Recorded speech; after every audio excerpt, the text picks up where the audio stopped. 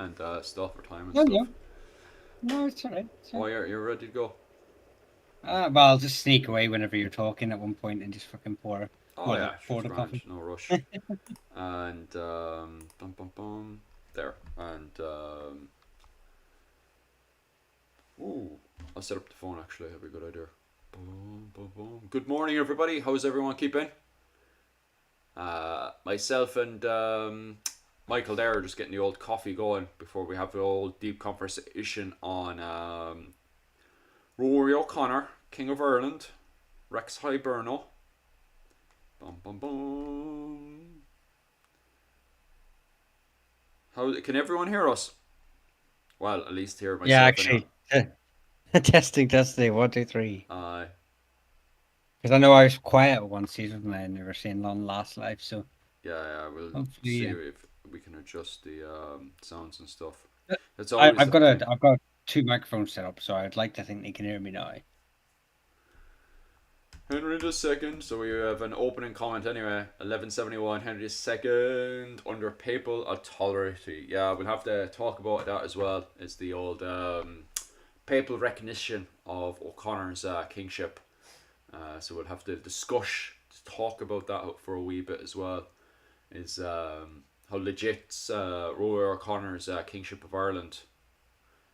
I tell it's very funny on Wikipedia the way it keeps saying High King, High King, High King. When actually when I was going through the sources it said Rex Hiberno. I thought that was funny, all right. Like, um, so I still have people ready to come in and have an old chat, so we can still get our coffees and stuff up and going. Bum bum bum bum. I was very slow this morning. There we go. Slowly but surely having people trickle in. Oh my god. Can you guys hear me fine? Can you? I'll have to do the old typing here. Yeah, no, so we need to make sure that we've got good audio for everyone. Aye.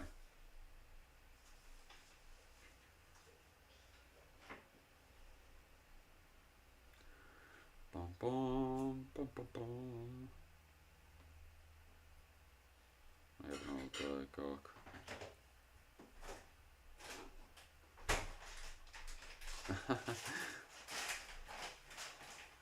I suppose we'll just talk to ourselves. So, right. Good evening or good morning, depending on where you live. Today we'll be covering Rory O'Connor and the Norman invasion of Ireland. Well, we'll be covering most of Rory O'Connor's life. Um, the life of and reign of Rory O'Connor from 1166 to 1191. But before we get diving into Rory O'Connor's history, we'll just like to cover the background of the O'Connors to start with.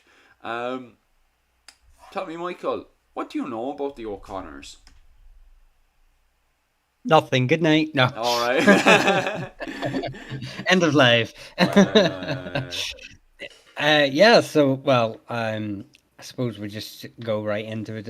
As the original kingship of the O'Connors and a little bit of their sort of rise in the early centuries, in the early medieval period, and then we can just sort of branch out into the rest of it together. So, uh, they descend from the tribal group known as the Connacht, and they which would have multiple offshoots. One of which was the Ibruine, who claimed descent from Brion, one of the descendants of Niall and Nine Hostages, and they took the name Ibru. Mike, give me 2 seconds, just Oh yeah, take your one time. second.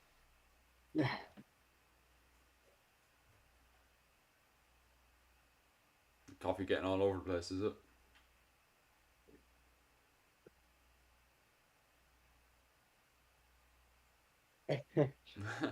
Sorry about that. But just as I started that, my cat decided to start going mental and having the having the zoomies, so I had to throw him outside.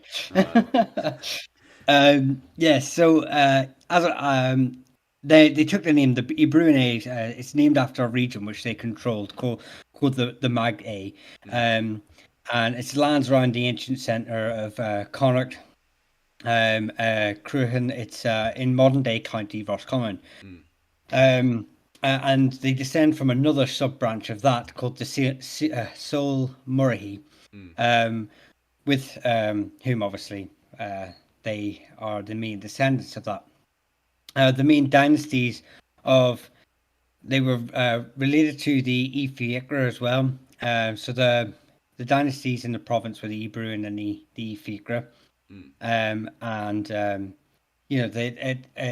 It primarily comes down to although the king group would descend from Brion, they claim descent from Oku Mugwidden, who's the supposed 4th century High King of Ireland. He's the son of Brion. So the Ebruon would split off into multiple branches, such as the Ebruon Soul, and the Ebruon Brefna, although the Brefna link may be fabricated. Same with the Ebruon Umal, who the O'Malley's claim descent from. So the O'Malleys and the Ebruon Brefna, who the O'Rourke's and O'Reillys descend from, may be later fabrications and massages into the genealogy to claim descent from the same line. But obviously I wouldn't be clans and dynasties without sort of giving you some of the names of the Ebruin include the Mulrennans, the Garrities, the Finnertys, O'Flanagans, McDermotts, O'Flynn's, O'Hanleys, O'Byrnes, O'Tighes, McDockerys, McDonners, and McManuses. So if you've got any of those sort of genealogies in your family around the Roscommon and Eastern Connacht area, chances are they're related in some way. So a little bit of sort of early rise to power of the Ebruin. So the Ebruin dynasty and their close relatives, like I've stated, they're a proto-Eneal, or claim to be a proto-Eneal group. And they are said to have originated from Cruachan in Magai, where they, when we take into account the borders of the surrounding sort of polities in that area, originally the only sort of expansion that they would have, they were surrounded by quite powerful king groups, and their early history, they state that they are powerful themselves, but really when the Ebruin first sort of come to fruition, they don't really control more than a few civil parishes. The first Ebruinai sort of king on record is Rogalach MacUtuch, who's dies in 649, and he's the first historically reliable king of the Ebruinai. But after the reign of Murdoch Mulathan who dies in 702, his descendants, from which the Silmurray begin to expand in several directions. Although the exact chronological way that they attacked and which kingdoms they attacked in which order is unclear. But the principal directions we can sort of gather is they first went north against the Eilo, whose kingdom collapsed in 800, and then they moved southwards against the Evina, so the O'Kellys. And over time, their various lands are created or taken over by segments of the Silmurray. So they're not taking it over as in one big expansion. Each sort of branch is taken, gradually pushing and pushing and pushing into these various directions. And again, they push through, and it's all happening around the early 9th century. So they suddenly extend all the way down to Moihi, about 800. After a while, after the 9th century, the start of the 9th century, we start to see them dominate as a local kingdom in Connacht. The area from which they take their name from would be known as a kingdom in its own right, all the way up. It's recorded all the way up to 1030 before it becomes, part of the provincial Connacht. So, we can see that. So, just to give you a little bit more of a breakdown of that, like I say, they start off very small. They're a very small group in the seventh century, Mm. but by the ninth century, this is when we see the explosion Uh, of the O'Connors into the wider political sphere. They start to become a dominant power in the area, and but obviously in the you've the 11th, 10th, and 11th century, Connacht is actually ruled by the O'Rourke's, um, who and it's only with the sort of rise of Rory's family, um, likes of his father, that they start to become, rather than just being involved in provincial politics, they're starting to be heavily involved in wider national politics. And when I Fi- say politics, I mean warfare. yeah. You know, Finn's asking here: is this the period point then when the O'Connors move into Brittany? No, so the O'Connors and Breffna would often challenge each other for Mm. dominance because the O'Rourke's were originally the first were rulers of Connacht, Mm. and they claimed that descent. Obviously, like I said before, they claimed descent from the Ebruin as well, this legitimacy to the title of Connacht. But Mm. obviously, Dr. Paul McCarter disputes that lineage. He stated that it's unlikely that they are truly related. Mm. Um, and it may be a later fabrication for justification for their their claim to the lands. But yes, they do encroach onto. There's an often backwards and forwards um, between the O'Rourke's and the O'Connors. But we do see, and well, it'll come up in the talk later as well, that the at one stage Rory does dominate Breffna because he has Breffni soldiers within one of his forces. So Mm. we can see that he has by this stage taken it over, or he's at least asserted his dominance over the region and made it a sub kingdom within Mm. his wider kingdom. Nice, nice, nice. Um, Is this oh, sorry, is this yeah, go on. is this yeah, the Cruaha, yeah, O'Cruaha or Connor in Mm. anglicized versions. Yes, it Yeah. is Kiba. I'm gonna be safe. Yeah, yeah, yeah, yeah, yeah. I'm gonna be safe today because bloody hell, every time I bloody switch over to Irish, because what was it when I was in school? Not that I was the ninja or anything, Irish or anything, but when I was in school, I was taught Munster Irish. So anytime I try to pronounce anything on YouTube or anything, I have a million people just gatekeeping straight away. That's the wrong pronunciation. That's this. That's that. And they always come at me with either you're bloody Irish, Michael, Ulster Irish, or bloody Dublin is the worst one, Leinster Irish. And I'm just like, I don't even speak that style of Irish anyway. My tongue doesn't even get around that. And then what was it called as well? Um, then on top of that as well, it's the people who do old Irish. You're like, well, you're all wrong anyway. It's old Irish. Even start with. So I'm just like, Yeah, I try to keep to Anglo as possible at times, unless I'm beyond. confident. Like because I did cover Bertie Brain when I was in what was it called, university. I covered the whole paperwork and everything on Murtocky Brain, so I'm confident. Like anytime, and I've actually had people correct me about Murtocky Brain and the pronunciation to that, and I'm actually like, no, actually, I have a doctor's certificate that it is Murtocky Brain. But when it comes down to the O'Connors and stuff, I never actually had somebody sit down and with old Irish, like Kevin Murr or Dr. Damien Bracker or anything, actually sit down and give me the correct pronunciation. So I'm just gonna go O'Connor. So yeah, no, we will anglicise from this point on. But as Yeah, far as I'm aware, Cruaha is the old Irish version of it. yeah. Then it's been anglicised into more Hiberno Irish, which is what Fion's put there as Conchobar. Mm, So that's more of a anglicisation, like as the Irish language is. So maybe it's more modern Irish yeah. version of a translation of it, and then Mm, we've got Connor, which is obviously the full anglicization of it. So what you're hearing there is probably the three stages of the name yeah, yeah. as it's been pronounced through. So you've been taught Conchobar. I was taught Conchobar by whenever I learned history, and but the thing is that I don't get so held up on. I do try to find out the right translations for everything. Mm, But the thing that people have to remember is most of the stuff that I'm seeing, I'm reading it. I'm not hearing it.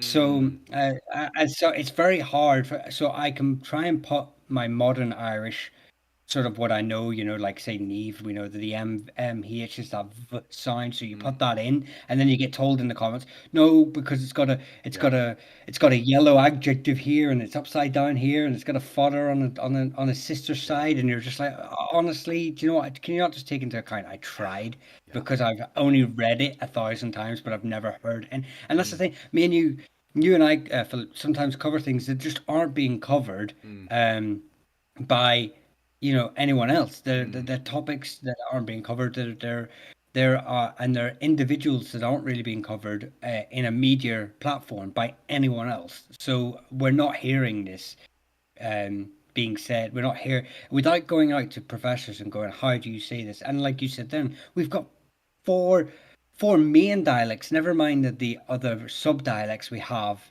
in Ireland mm. within regional dialects. So yeah, so anyone that wants to keep a pronunciation without getting Philip banned, Yeah. just go bleep yourself. Yeah, yeah, yeah. But what was it called? No, I go after the Irish as much as possible. There's a few good TikTokers right now who are absolutely amazing at getting the word and then giving it the historical background, and that's the way you should, because that's what there's actually an entire career on it, on being a linguistic in university and everything. But you've got university professors sometimes, like up in Maynooth University and everything, where you've got the researcher will literally work with the linguistic on working out, okay, so what exactly is going on here, depending on the situation or everything. Because, like, obviously, with the rise of the O'Connors in the area and everything, you're trying to work out, okay, so there's key words here that are showing, centralization, how the systems are working in. Even the word, castles and stuff have play on words of cattle. So it's like, okay, so why are we using the word dun, dun, and why is it playing with the word cattle and stuff? So those words, to find out the broader picture of what exactly is going on in high medieval Ireland and how they're using cattle as currency, you have to study the Irish language and everything. So I'm not turning around and saying, oh, we're refusing to do that and all that stuff. No, you have to. There's no two ways about it. Yeah, so like I say, I've reached out to a good friend of mine, Noah Higgins, who wrote the Duolingo Irish part of the app, Mm, um, and to sort of get his pronunciation. But like I say, there are some people who use the Old Irish. They know the Old Irish translation, mm, phonetic sounding, so they use that. At the end of the day, I think some people just get hung up on that rather than just understanding that. It's like I even got pulled up for calling Brian Baru Brian Baru. mm, So you're not gonna win. You're not gonna win. A lot more Conquervar spellings of it online. No, it's spelt how you're saying it, and that's how it was anglicized to that word. Well, it's spelt slightly like that, but it's just again, you've got to take into. You can hear it when you say it, Conquervar. You can see that you're using anglicized phonetics to say how that's spelt. mm, And it's not always the way it does. The laws of Irish don't obviously take into account the same laws that English does. So, mm. as far as I'm concerned, they're all correct. Whatever way you want to say it, Connor, Conchobar, Accrua, just go for it. Mm. As long as Well, people know what you're trying to get across. the thing is with this conversation here is that we are taking it from the pop YouTube perspective of myself and Michael here had about a week to put this together to do a little slideshow on the internet and everything. It's not to the standard of an academic that would spend a month literally dissecting the entire subject apart. This is just for fun and giggle, obviously, more than anything else, and get to people having discussions and talking about the topic and stuff. So no, I don't think this presentation needs to be up to the standard of the academic standard for what we're doing today. It's just a nice little conversation and having a little chat on Rory O'Connor. And we do have a lot of interesting stuff to actually talk about today. Um, so yeah, where were we? Up and around the going into the 9th and 10th century there. before we started talking Yeah, about no, so the O'Connor surname. yeah, so like I say, it was just it was the rise. We've obviously covered the rise of Turla. I didn't want to broach a subject we've already covered. Mm. Whenever there's a full video of that. So if you want to see the rise of Turla O'Connor Oh yeah. and his sort of the civil strife between the O'Connors and the O'Rourkes, um, you know, then pop across there and get that sort of information. But I don't want to dwell too much on old ground, Mm.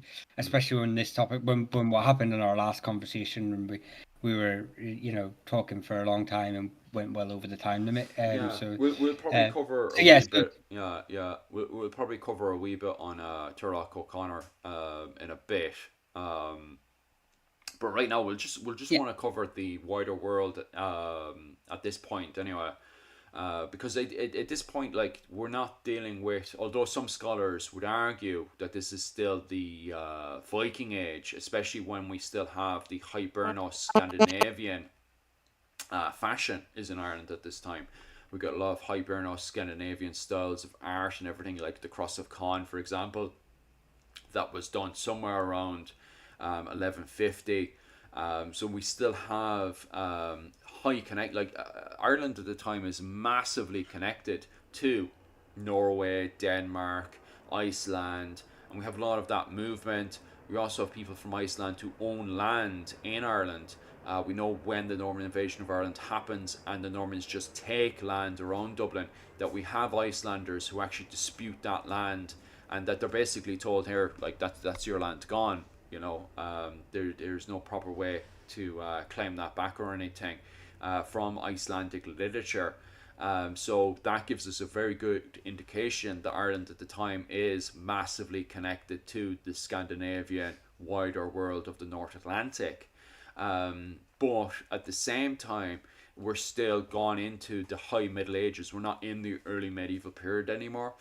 So I just thought it was important here to highlight Ireland in the wider world, that we're dealing with the period of Crusades. You do have men in Dublin, Limerick, Cork, and Waterford at the time are prepping their kit and have Crusader kit. You also have Crusaders who are buried in Dublin at the time. They've returned from the First Crusade and are buried behind what is modern day the Four Courts. There's a church just behind there where we have a few Crusaders buried out there.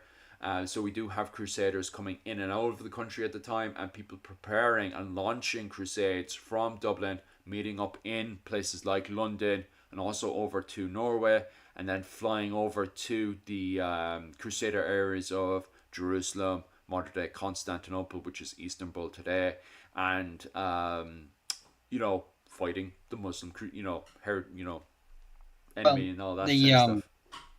you touched on it already that Mm, the about the Cross of Kong. It's 1123 mm, that part of the true cross is brought to Ireland, yeah. and that's enshrined in Roscommon by Turla O'Connor, Mm, and that is later known as the Cross of Kong. Now, interestingly, it's a little bit after. It's in 1224, mm, but it'll highlight the a long-standing tradition of Ireland and the Crusades is that there's a Conor O'Connor who dies on his return journey from Jerusalem in mm. the River Jordan in 1224. Oh. So, yeah, so there is a long-standing tradition with Connacht and the Crusades. Mm, That's at least a century's worth. And although that's only two points of contact, it does show some form of continuation with Connacht and the wider crusading world at the time. So, mm. yeah, so there's just a wee bit of tidbits of O'Connors and the Crusades. So we're not this, like I say, we've always stated, we're not this pokey wee island in the middle of the Atlantic. Yeah, yeah. We are heavily involved. Oh yeah, massively. And this is the end. We're not dealing with the Viking, because a lot of people have this image of these naked Celtic people running around outside of Dublin, and then inside of Dublin you have these horned helmet Vikings. No, in reality, this isn't the case. We're in the 12th century now. This is the period of Crusaders, Over in Rome, on the other hand, both in Rome and Germany, we have the sorry, no, we're dealing with the succession and deaths. Several rulers have died during this period, creating sudden power vacuums throughout Europe. So we're dealing with barons fighting other barons, people taking claimship of kingships, jarlships, earls, dukes, all kinds of titles. Some of them not even proclaimed by the papacy, and basically both in the 12th and the 13th century, you're dealing with a lot of barons who own a bit of land. They built a moat and bailey castle in that area, a big wooden fortification, and because no one can go and take that land off of them, and basically they're bandits, warlords, from a modern perspective, they become pretty much king of that land in many ways, unless they're paying tax up to a even more powerful warlord to them. Basically, they own that land, and there's no government to come in and stop or prevent them from what they're doing. That's the period we're dealing with at this time, where we have all these castles popping up left, right, and centre called moat and bailey castles. At the same time as well, we also have conflicts with the church, conflicts with the schisms, with the papacy holding all these councils, putting in very radical laws and reforms into the church. And at the same time, you have Germany with the Holy Roman Emperor, who's basically not even recognizing papal authority for a good few times, and we have a lot of clashing between the the Holy Roman Emperor, Frederick Barbarossa, so on and so forth.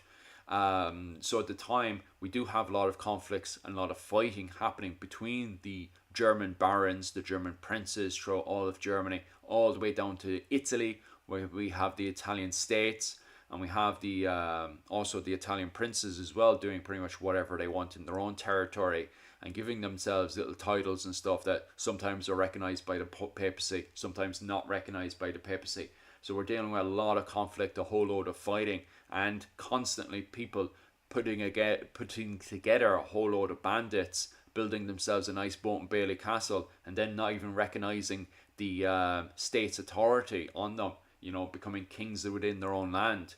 So this is constantly happening throughout all of Europe at the time. In England and France at the time as well, we have civil unrest and fighting after the death of Henry the First. We have the rise of Henry II's mother, Princess Matilda, Empress Matilda and stuff as well with her husband. Yeah, obviously that's England's. Matilda's married to the Holy Roman Emperor, so they're heavily involved in that sort of political dispute that's going on over, and will continue to go on for a long time after. With England being heavily involved in European politics, by even by proxy, even though there's enough evidence to say Ireland's involved in it in forms too. That they're going to be dragged into it. So, yeah, it's that's what's happening in the wider world anyway. Bit of background information as we move on to. Okay, so welcome to today's class with Rory O'Connor, the last king of Ireland before the Norman invasion, which I myself would consider somewhat debatable. Of course, he is the last king before the Norman invasion itself. But is he the last king of Ireland? It's something that we'll get into a discussion with, much more later on in this presentation and stuff today. But he's definitely the last one before the arrival of the Normans that come in like a sledgehammer and basically smash up our system as we know it today. His rise in power and reign, and we'll be covering his relationship with the English crown, especially coming up to his final years. You've got a little bit of a spiel on that as well, Michael, so I'm definitely looking forward to listening to that one. But before we get into all of that, I just want to cover the early life and rise of power for Rory O'Connor, which is quite exciting in itself, because Turlough O'Connor had just taken the kingship of Ireland as well. Before then, he was recognised as King of Connacht, which Michael had just discussed there how the fact that we had the rise of Turlough O'Connor up in Connacht, and then suddenly he's supposed to be under the control of the Ebreens, the O'Briens at the time. However, the O'Briens have become massively weakened trying to take control of the north from the MacLachlan's and their power up in Ulster at the time. However, they failed to do that, which opens up a massive opportunity for the O'Connors when they rebel against the O'Briens and manage to capture that kingship of Ireland away from them. Which is quite interesting in itself because the O'Briens were recognised as King of Ireland. They're not recognised as over kings. They're not recognised as high kings. They're recognised from a European sense. They're recognised as kings of Ireland. And that recognition comes in from the Kingdom of Norway, from the King of Scotland, and also from the papacy, all of whom recognise Murtagh Ibrahim in Dublin, in his capital in Dublin, as King of Ireland. So when Turlough O'Connor takes that kingship and recognises himself as Rex Hiberno, it's very debatable because you have a papacy at the time that doesn't recognise this. So that's somebody made an opening comment there at the very start that Henry II, his authority in Ireland is recognised by the papacy, which is very true. But the O'Connor's recognition as kings of Ireland is very debatable. Do you know?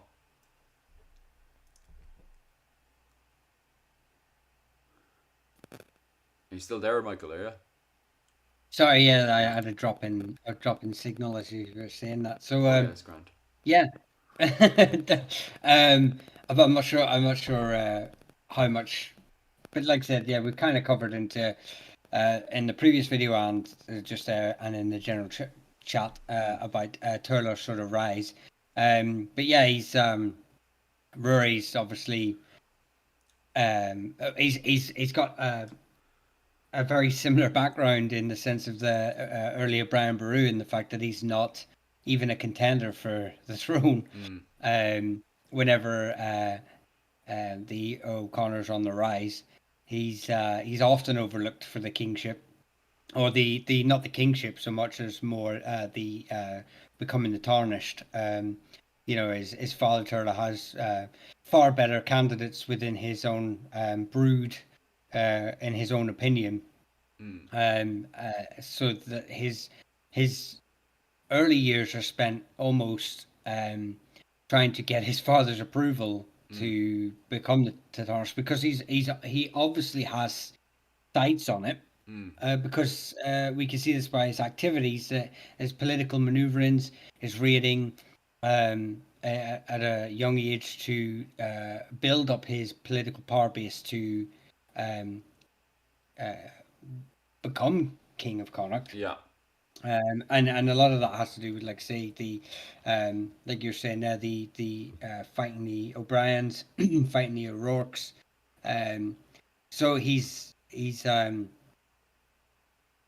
definitely making all the right maneuvers and moves, but obviously at the time his father thinks that his other sons, his three other sons, I think it's Donal A, I can't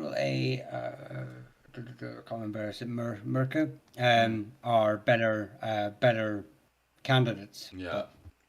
But, well, it doesn't help that he's one of the youngest, isn't it? Yeah. So again, it's like I say, it's very, it does echo Brian's sort of rise to power, although Brian doesn't ever give the indication that he wants to become or has any and it's not so much that he didn't want to. Maybe it's just the fact that he's like the 11th son, so it's so far outside the realms of possibility that he never even takes it into consideration. But Rory doesn't take that into consideration whenever he's obviously a young man. He doesn't follow Brian's sort of heading towards a church lifestyle, or he's very much wanting to be actively involved in the raiding. He's very much involved in a lot of the fighting. He's often on his father's side, so in a lot of his campaigns. So he's he does show the spirit. This boy has spirit. He definitely wants to, um, uh, if not succeed, his father would at least become a main player within the Silmarils sort of wider political sort of um, sphere, as it were. So yeah, what's to say? Fought alongside his father against the O'Brien's Munster. Yeah, McLaughlin's. Yeah, all that sort of thing. He did. Yeah. He was annals are littered with it. Yeah, definitely. And eventually, he does succeed his father especially after he defeated his brother Aid, which is just basically a common theme. But like on top of that as well, like we see this as I pointed out in the opening of all this, we see this happening all throughout Europe, where we have like the opening thing to this is several rulers died during this period, which causes a power vacuum. So it's not just Ireland at the time has all this conflict towards all barons fighting barons. This is happening throughout all of Europe, where we have the German princes kicking the crap out of each other in Germany. We have the Italian states, which is meant to be under the Holy Roman Empire as well, doing exactly the same thing, where you have all these Italian states just battering each other. France, the King of France, most of the time, is King of France all but in name. He can't even leave Paris without being ambushed by a French baron and battered. And then poor old Spain then is mostly dominated by, a large chunk of it is dominated by the Muslims at the time, and they're trying to do the Reconquistador. My Spanish is absolutely horrendous. Sorry about that. But they're trying to reclaim their lands from the Muslims at the time in Spain. So you have all these territories throughout all of Europe, and you have a whole load of fighting. So Ireland is not unique in the fact that you have, what was it, Rory O'Connor at the time, who's trying to push his way up, even fighting against his own brothers, to try to claim that Rex Hiberno, the kingship of Ireland at the time. So yeah, Rory O'Connor is nothing special. It's not the fact that Ireland is backwards at all. He has to push his way up, and when he is getting up to the top of it, and his father does pass away, he still has to take that title of pretty much over King of Ireland, and then even get himself recognised from a European standard of being King of Ireland at the time. Because one of his biggest rivals are from the old Enail dynasty up in the north, which at the time of the High Middle Ages, the Enail had almost completely disappeared and had broken into their many branches. One of which is the MacLachlan clan. Could you tell us anything about the MacLachlan clan, Michael? Yeah, they are a branch of the Killaloan, that descend from Lachlan, and they are another. So they rise to power in the 11th century, 12th century, and basically go for the rights to be the kings of Ulster. And they challenge most of the O'Neill branches, or the other Kinloan branches for dominance, and they are rather successful in it. They don't. In fact, the only thing that kind of stops them from uh, pushing on for their sort of claim to being High Kings of Ireland or Kings of Tara is the Ibreens, who are weakening at this very time. But this power vacuum is actually filled eventually by the O'Connors rather um, than the McLaughlins. Also the McMurray, well, the Edenley over in Leinster have obviously consolidated a lot of their power in Leinster. So Leinster's quite a strong um, powerhouse in this time period as well, which is obviously leads on to whenever the Normans do come across to some of their success in that, but I'm sure we'll come across that later. But so yeah, they are, like I say, branch of Killowen, Kings of Ulster. Really had a chance for running for Kings of Tara, but like I say, they just To put it down to lame terms, to basically really simplify it at the time, what you have is that you have the Ibrians, the O'Briens, that had usurped the previous kingship, which is the Enail. They managed to successfully smash the Enail. However, that's the roof, because the Enail had been in charge, they've been kings of Ireland from 410 all the way up to 1014 with the likes of Mael Shocknall II and stuff. And then suddenly, like they'd reigned for so long, people had thought they had been chosen by God himself. So when you had pretty much a nobody at the time, Brian Boru, suddenly capturing the kingship of Ireland, that's the roof gone, you know. And of course, then the O'Briens would end up being usurped again by the O'Connors. So now the O'Connors are now kings of Ireland, and one branch from the old monarchy, the Enail, is the MacLucklans. So the MacLucklans have risen up in the north of Ireland and are now looking to reclaim from their perspective their rightful king of Ireland. So they come back from the old system of over kingship. It's very difficult to see if they were trying to implement, from my perspective, maybe the comment section will have a different point of view, but from my perspective, it looks like they were probably trying to bring in the old system of over kingship back into Ireland again. However, the O'Connors at the time were thinking of it from a modern, high medieval perspective of centralisation, and then pinning it down by dividing these kings into barons and then giving them their piece of land and pinning it down with Moat Bailey castles, allegedly. We haven't found any hard evidence to prove that yet. But allegedly they were building Moat Bailey castles around, especially around the Connacht area. They were moving into Munster and pinning that down as well. And we can see that where the O'Connors are going in, collecting the cattle tribute, forcing, obviously their own territories, their own barons in Connacht into submission, moving into Munster and Leinster, doing the exact same thing again, and then trying to push into the north of Ireland and forcing the MacLucklans into becoming vassals of their own. Of course, eventually in 1166, the head of the MacLuclan clan, Murtagh MacLuclan, is assassinated, which gives a huge opportunity for Rory O'Connor to centralise that victory and get himself recognised as King of Ireland. So he marches into Dublin, holds an assembly at Dublin in the capital at the time, and then declares that he is King of Ireland. And he goes back to trying to divide and conquer his barons into full submission. Exactly what we see in England at the time. When we had the Normans invade into England, that's how the Normans basically subjugated England, is that they went in, divided up the Saxon territories, gave it to their own people that were loyal to them, the Normans themselves, and then pinned it all down with castles. And we can see that with the O'Connors trying to do that at the time, and then the MacLucklans constantly having a civil strife against this. However, someone who ends up losing this civil strife, this civil war going on in Ireland between the MacLucklans and the O'Connors is Diarmid MacMorra. Diarmid MacMorra, who's in Leinster at the time, ends up in a very bad position because he was loyal to MacLucklans.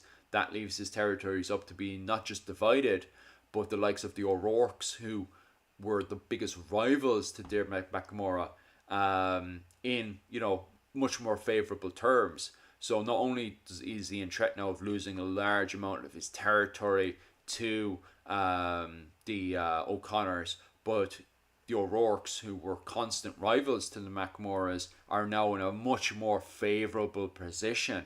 And this could even see the complete extermination of the MacMorras.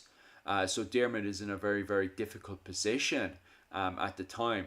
Now, it doesn't help now that a lot of historians have recently posted up that he likes to go around and essay women, both in Kildare. He has also previously kidnapped the wife of the O'Rourkes and essayed her as well.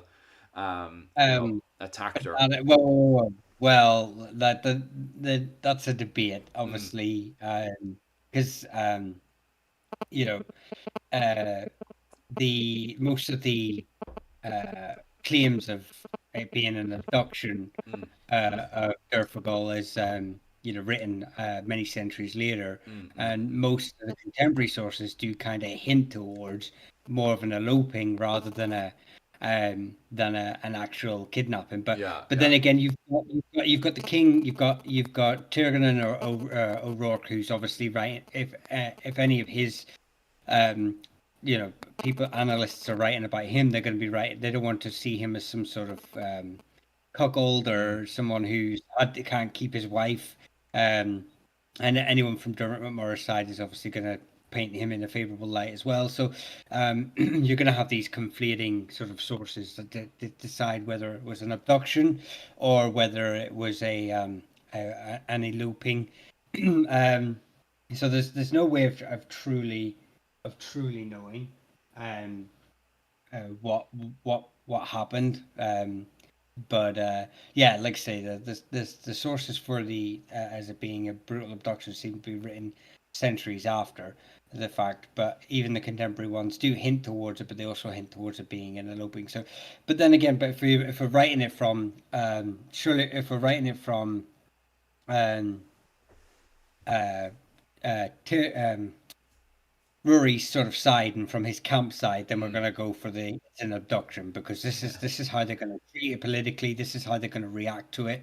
This all the reactions and actions that happen after this event are Mm. going to be based on they are going to be pushing the narrative that it is an abduction. So I think it's best for the purpose of this conversation to just treat it as that's the fact for this from their point of view Mm. of the individuals that we're talking about. And if we ever go and cross, and I'm sure Dermot McMurray deserves a conversation on himself as Oh well. yeah, massively. Like, And we will maybe switch the narrative from a more his point of view. But yeah, so this regardless, my, abduction. my, my point still stands. The fact that Dermot McMurrough was insanely in favourable position as a baron now under the O'Connors. The O'Connors are now kings of Ireland.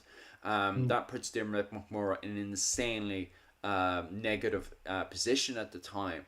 No, as you point out there, should he be seen as favourable or likable? I don't think it ultimately really is important, especially when it comes down to this discussion right now. Regardless, he was put in a position where he had to kind of go over to England and seek assistance, which you see throughout the medieval world, where you have a baron who's like, oh, Jesus Christ, I'm about to lose everything. I better go over to the other realm and see if I can get some assistance here and try to bring these people into our politics and make our problems their problems as well, to see if I can get myself in a favorable light, especially if you bring in mercenaries, etc., etc. No, it's at this point that becomes even more debatable, because how much did Dermot McMurrough want to shake the boat? And from my perspective, he seems to want to shake the boat a lot. Any opportunity he gets, he really goes to hell to leather with that one.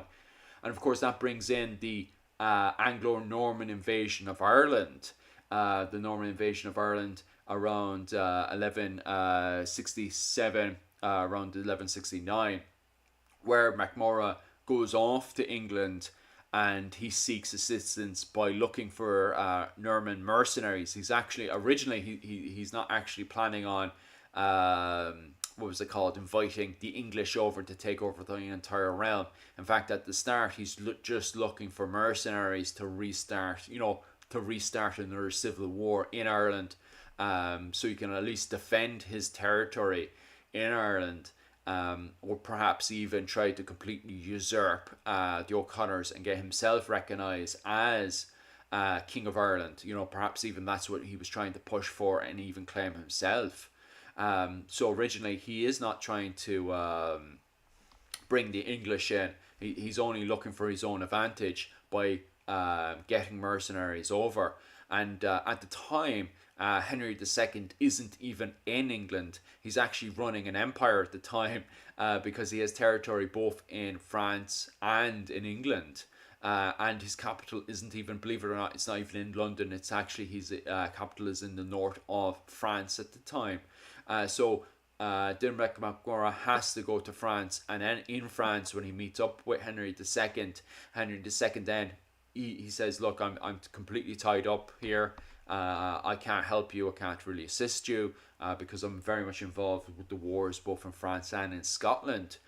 So we were having a discussion early on, myself and Michael, about this and everything, and Michael even points out that Henry II had never planned on escalating or even starting a war with Ireland at the time against Rory O'Connor, especially when he's pinned down with all the politics that's happening in England, Yeah. the constant border wars happening with Scotland, and massive, huge battles that were happening in France at the time. So no, Yeah. yeah, So yeah, I was going to say like we discussed in that conversation, the conquest of Ireland was ever at most a sideline sort of desire of Henry's, um, and it would it would seem odd that he would have a desire to do it um, uh, with the wars in Scotland, with his campaigns in Wales, mm, um, uh, and with his campaigns in Scotland. So.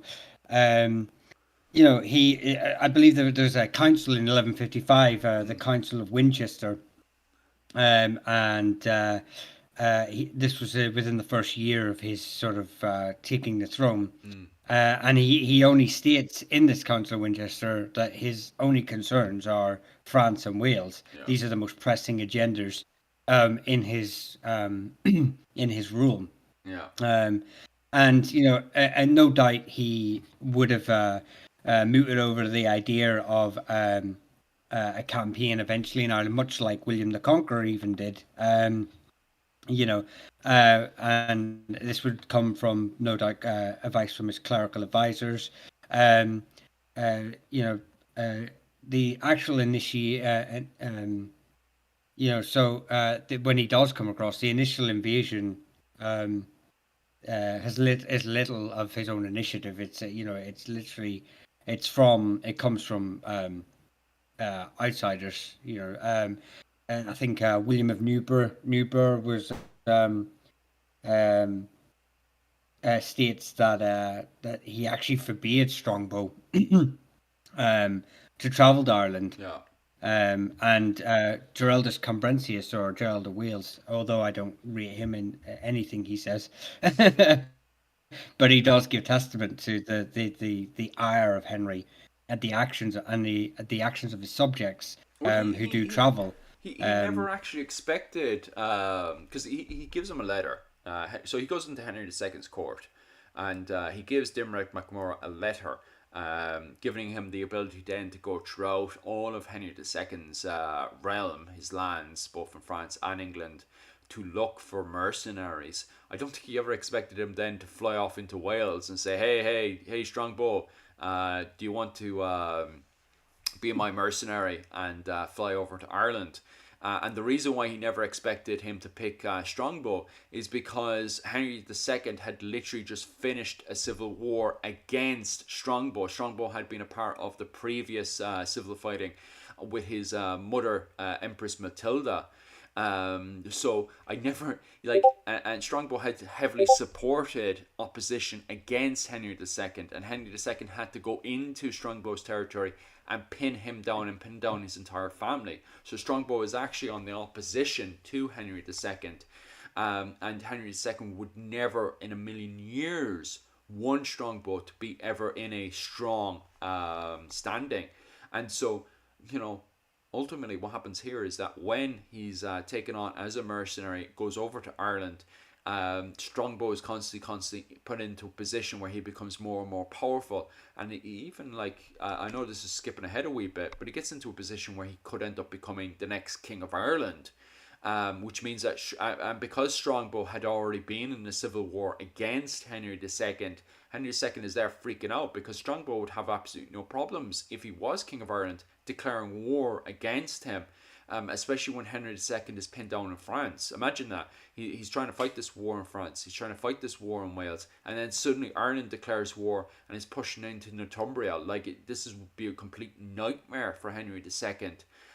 So never in a million years does Henry II expect Dermot MacMorrough, of all the mercenaries he could have chosen in England and France, does he, pick his biggest rival, So no, yeah, well, mm, We can see like Geraldus even records how like the English king imposed a blockade upon Ireland and forbidding ships to travel there and Mm-hmm. demanding the return of his subjects under the threat of disinheritance and banishment. So Yeah. you can see he's really against this this idea Yeah, of yeah, Strongbow yeah. going across. Like, So he has no problems with Dermot McMurray getting mercenaries and even trying to reclaim his kingship, or even he himself, like even taking back his own Leinster, going independent there, causing a what's it called, a problem in Ireland. That doesn't bother Henry II. In fact, that would be to Henry II's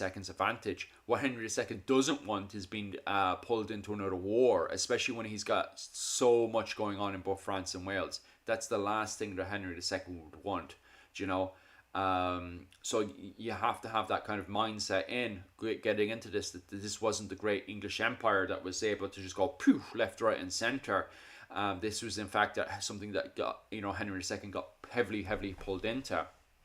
But of course, Strongbow does get picked by Diarmaid MacMurrough. I don't know how much organisation was going on there. Boom, boom, boom. Hi. I was just looking at the comment section there. I thought there was an expansion to what I was saying on there. Sorry about that. Anyway, we have Diarmaid MacMurrough, who chooses Strongbow as a what was it called, mercenary, and then brings him over to Ireland. But of course, Strongbow needs time to raise his levies. He needs time to organize his military force. Meanwhile, MacMurrough does go over to Ireland in 1167 with a small band of mercenaries, and then re-establishes his own independent control in Leinster at the time. Um, what was it called? Boom, boom, boom. I always like Strongbow a lot more than Diarmaid. Oh, how come you don't like Diarmaid? Strongbow, I have nothing wrong with Strongbow though. Strongbow is a very interesting character. The problem I have with Strongbow is the fact he doesn't rebel against Henry II and kind of like pushes for that kingship of Ireland. That's the only problem I have with Strongbow. But we'll go into more detail about that in a bit. Um, the next thing we have to cover is, eventually though, Strongbow does get himself organised and does lead the first lot of invasions come over with Robert Fitzstephen and Maurice Fitzgerald, which is your boy there, Gerald of Wales's favourite candidate for control in Ireland. And at the time, Gerald of Wales, who is in of course Wales at the time with the Fitzgeralds, he needs to justify the Fitzgeralds' invasion of Ireland, especially to Henry II. I think Gerald of Wales knew that Strongbow wasn't in favourable light, and perhaps the Fitzgeralds could take advantage of this situation, and they themselves even end up becoming, kings of Ireland. So he goes off to Ireland and he writes this book that justifies an invasion in Ireland, where the Irish are written as backwards and what was it? Uncivilized, kind of animal-like people, kind of more like wolf than human. So he writes this entire justification of the invasion of Ireland, especially from the perspective of the Fitzgeralds. And he kind of really kind of puts the Henry II in good light. He's the kind of the great king. He's kind of the great ruler and stuff. So that invasion as well in Wexford, I was actually at the anniversary for it as well, a good few years back as well, which was pretty awesome. All right, and that happens. And Robert Fitzstephen gets insanely lucky in that battle, like a lot of battles that were happening between the Normans and the native Irish, the Gaelic at the time, where when the spear walls come up, they basically get into their formations and their line formations, and the Irish and the Normans start fighting each other. It's not a case of like a whole load of loose men running around the place and then having duels and sword fights and stuff. No, both sides, both the Gaelic side and the Norman side, get into their formations. But what the Robert Fitzstephen side does is he gets a whole load of sheep and animals and stuff, and they actually hit the flanks with the animals and stuff of the Gaelic Irish, which causes the Normans to take advantage of that and flank over using the animals, the sheep that had smashed into the Gaelic side, and the Robert Fitzstephen's able to exploit that and completely flank the Gaelic Irish and actually win that opening battle, which allows then more Normans to arrive into Wexford and start to reclaim back. Start to invade and take over the Wexford territories. I have a quick old gawk there at the comment section. Boom, boom. But then again, I guess I like everyone better than old Dermot. Yeah, he's seen as the old villain as well, especially for what he's about to do as well. Those Geraldines, not long are they bretted? I Not suppose. long or ere they breathe. I mean, they've been here nearly 1,000 years. I think that's, that 800, 900 years, Mm, 800 years, whatever. I think they breathed it long enough. But yeah, I mean, at the end of the day, Rory can't do much about it. At that, in 1170, Domhnall Ibreen obviously rebels, and Rory's, although he beats back the Munster men or the mm, Thomond men. He's already got his own problems to deal with. But Rory does sort of counter, and he's accompanied on an expedition to Meath, not only by his own sub kings within Connacht, but he's accompanied by the Mael Shocknall, King of Meath, the mm, O'Rourke's, King of Breffna, the Emil Dorid, or the King O'Connell, the MacDonleavys, the King of the Ullid, the O'Carrolls, the King of the Archilla, and the Enil, King of the Kinlowen. So he's accompanied by the whole of the north of Ireland, and they penetrate as far as Trim. mm. They might have moved against Dublin, but Strongbow by this team had moved his army up to defend the city. Yeah. Um, but it just shows that Rory was able to sort of gather the whole of the north of Ireland to build this force to sort of counteract Strongbow's aggressions, as it were. But like I say, Strongbow was well. He was he's a well seasoned warrior from just from a lot of expeditions, but primarily with his campaigns against Henry II. Dermot obviously promises his daughter Aoife to Strongbow, and like you said there, this could have been a launch pad to claiming some sort of high kingship. Mm, I've always been of the mindset that Dermot was following Gaelic law in the sense of not believing that it would be a legitimate path for Strongbow to make any claims against his kingship. mm, Although his son Kavanagh never challenges Strongbow's claim whenever he does put forward his claim for the kingship of Leinster. mm, mm, It's not until later, but the initial claiming he doesn't push against it. Um, uh, it seems like they're able to take Leinster quite quickly, for the most part, and get a real power base to work from to eventually challenge Rory, which is Dermot's ultimate goal, is to challenge Rory and get his own kingdom back. mm. So, um, Hold the Geraldines, well, an excerpt from a poem. Oh, I did not know that. Yeah. I was just thinking, like, what poem is that from? Because I'll definitely have to, Mhm. especially because I did a poll up there. Was it 2 days ago or so, and I had a good few people asking me to do proper research, do proper digging into the Norman invasion of Ireland, and do a proper video. So any guys, any sources or references or anything to do with the Norman invasion of Ireland, definitely send it on to myself, because that will save me a lot of heartache trying to research all this stuff for later on. But yeah, what was it called with the Norman invasion, especially around the Leinster area and trying to occupy Waterford and Dublin. From my perspective, it is definitely a thing of you're dealing with Strongbow, who's very not just very very battle hardened, but Jesus Christ, does he get fucking lucky a lot? Continuously, the luck Well, is on his side because he manages to capture Dublin, and then you have Rory O'Connor who's sieging Dublin, and just when the problem is Rory O'Connor is so laxy daisy that the Normans, who were outnumbered, constantly outnumbered, were able to rush out and quickly chop up the Gaelic side and cause a massive rout against Rory O'Connor. It's stuff like that where the Normans are able to get lucky again and again and again, especially very early on. Although I will say that catching him and his army bathing in a river is challenged by some historians Mm, as a later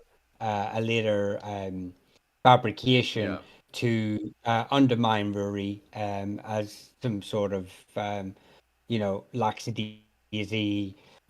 Although I'm sure it's more of a embellishment. Maybe Rory was caught off guard. We can see that the Normans are not following traditional yeah, Gaelic warfare. So, and whether Rory was caught off guard by following some sort of normal routes of preparation for warfare or setting up his army or whatever, and the Normans push out. Because obviously, the Normans, one of their greatest sort of tactics is a great defense is a better offense. So mm, they often launch out, and their use of cavalry, heavy cavalry, and that's another problem that the Irish have is that we don't have the same style of cavalry that the Normans have at that time. In fact, it's not until the arrival of the Gallo glass that we actually see a real way that the Irish are able to yeah, defend against normal cover. Now, the thing is, as well, that this is a point that I want to raise is that that's not showing the Irish in a weak light. yeah, We know that the Norman cavalry was exemplary. They push all the way to Baghdad. They've yeah, taken southern Italy. These were basically the nuclear warheads of the medieval period. And not everyone had the means, the ability, or even the technology or wealth to sort of combat this. So it's not like these guys were turning up in medieval tanks mm, against infantry, and so it's just a highlight that the Irish aren't in any way. It's not reinforcing this Geraldus Comprehensis idea of that they're mm, backwards, or this idea that the Normans could just steamroll over Ireland. So ha ha ha! It's the Normans are steamrolling over everyone in the yeah. world, It's like starting. So What was it? It's like starting World War One off with tanks. So you have the line formation. How it worked, how medieval warfare worked, is that you have a line formation. In that line formation, you have your spearmen. Right. This is a very very basic line formation. Line formation, whole load of men with spears, and then that line formation moves as one group, moves in and attacks the other side. Right. Um, and both sides try to poke each other, right? That's a very, very basic line formation. Now, by the time we get up to the high medieval period with the Irish line formation, don't get me wrong, it's getting very, very complicated at that point. But you can imagine if you have a bunch of men with horses, very well trained horses, with their spears, who are quickly flanking around the side of it and then smashing that entire side. As you said there, that's a nuclear bomb going off the side of the flank. It's like literally starting the First World War off with tanks. You have everyone digging in, and then suddenly, let's say if the Germans had popped up at the start of World War One with tanks and had flattened over the French and the British, there'd be nothing they'd be able to do. You know, at least with World War One, there's a constant advancement. You invent this, I invent that to counter it. There's no opportunity or chance for the Irish to be able to counter the sudden arrival of these big, heavy Norman horses that are smashing into the side of their flank, and then I allowing mean, the infantry Normans then to circle around and start hacking up the Irish infantry, So the Irish are a massive disadvantage going against the Norman cavalry. And it's not yeah, just as you pointed out, it's not just the Irish who were a huge disadvantage. You see the same thing with the Sicilians. You see the same thing with the Byzantine Empire. You see the same thing happening with the Crusades. That you have people going into the line formation would eventually, with different adjustments made to the line formation, such as the usage of axes, the usage of lighter infantry, who are quicker running at the sides and the flanks. You have these different adjustments made, but they're not up to the standard of somebody just getting their horse cavalry and then smashing into the side of it, which then allows infantry to start flanking around and circling and opening up those flanks. This is something that the Irish don't have. They don't have these horses breaded. They don't have the equipment put onto the horse and stuff. So although the Irish at the time have really good line formation, it's not until about 1250 that the Irish would be up to the standard of trying to beat back these Norman invaders onto the island. Yeah, so to add on to just to quickly, this will fall into what Mr. Yankee is saying. But a famous Confederate general used to say, "Hit him up on the ends." Yeah. Yeah, this was a flanking is a tactic that goes back time immemorial. Then there's a reason why the best troops were kept on the flanks of all the forces Yeah. of every army right back into antiquity. Now, and there's even famous records of families, clans in Ireland getting very upset with their kings because another family had been put on the flanks. And I'm pretty sure there's similar stories in Scotland too. Now, the thing is with the Norman cavalry, there was a great documentary, I can't remember off the top of my head, where they were going into this. The Norman cavalry didn't just go into this en masse and then just slam into the side of the flank and then just that was that. They would just be immersed. No, these guys were so well trained they could do multiple. They would hit and then they would regroup and they would hit again and they would regroup and they would hit again. And this was a well synchronized. Think of like a sports team when they go into they have these set plays, in a corner piece on soccer, or when you're in a line of scrimmage or in rugby, or just think of a set play where that your team are like renowned for it because they do the same set piece. This was the Normans with their cavalry. They had a set piece. They knew what to do. They were seasoned, yeah, seasoned masters. Exactly, they were seasoned at this. They've done this time and time, and they've been doing this since childhood. Yeah. So these attacks were not just um, they were well calibrated, well synchronized, and they knew exactly what they were doing at exactly any given moment. And the Irish, like I say, the Irish had not come across this type of warfare. And of course, there may be individuals who had, but not as a collective group. Yeah, that's the key And point just now, is weren't. collective. Because you did have crusaders, Irish crusaders, that had seen this stuff before, especially returning from the Crusades. And the Ustamen, the Irish Vikings, are fully aware of these Norman tactics as well. And they do have counter tactics that they try to use. But trying to use counter tactics against fucking, what is a bloody, what's that word? Tank. What's that? Oh no, I was just gonna say, were you gonna say like a tank? But Yeah, a tank would be carry on. a thing. I was thinking about, the wrecking ball. That was a wrecking ball into sides is quite Yeah, difficult because you do have one where they go into a circle of hedgehog circle of spears, and you also have the other one as well where they just kind of try to quickly go into the direction of the coming charge. But if you have a common spear, Jesus, it's terrifying. Like, it's not until we go up to the 1250s and stuff that we suddenly have pikes that are designed to deal with cavalry charges. From this period, like when we go into 1250 and stuff, it's a lot of it is the usage of terrain and stuff to try to counter Norman charges and stuff. By both the Kerns and the Gallowglass, but that's not until 1250. At this period, we're still dealing with Irish Ridra and Irish infantry that are trying to keep up with the Norman Knights, and it just ain't happening. The Irish have to completely modernize themselves going into 1250 and stuff, from my perspective on that. Like Braveheart, he yeah, says, we're going to make a line. Yeah, yeah. Yeah, it's Scottish War of Independence. That's you hit the nail on the head. It's not until the Scottish War of Independence that the Scottish are able to counter. Now, don't get me wrong.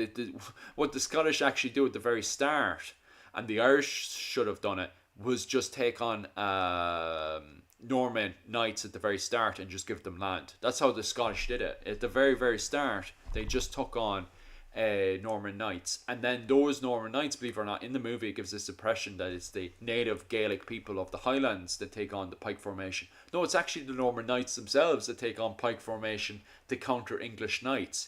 because this isn't the end of the advancement. The in England, the Normans improve until eventually you get the high medieval English knights, who are also even better wrecking balls at smashing up line formation and stuff.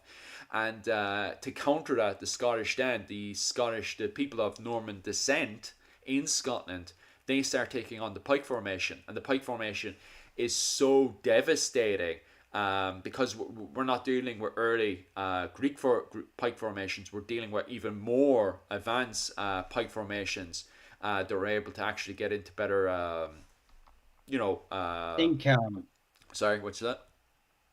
the best analogy we can sort of just say is that you've got to remember this is the start of basically the medieval arms race, Yeah. Oh, and massively. the and like I said, so obviously we have King David who's invited. He's Scotland. He grew up in England. He has seen the capabilities of the Normans, and obviously he brings a load of them with him.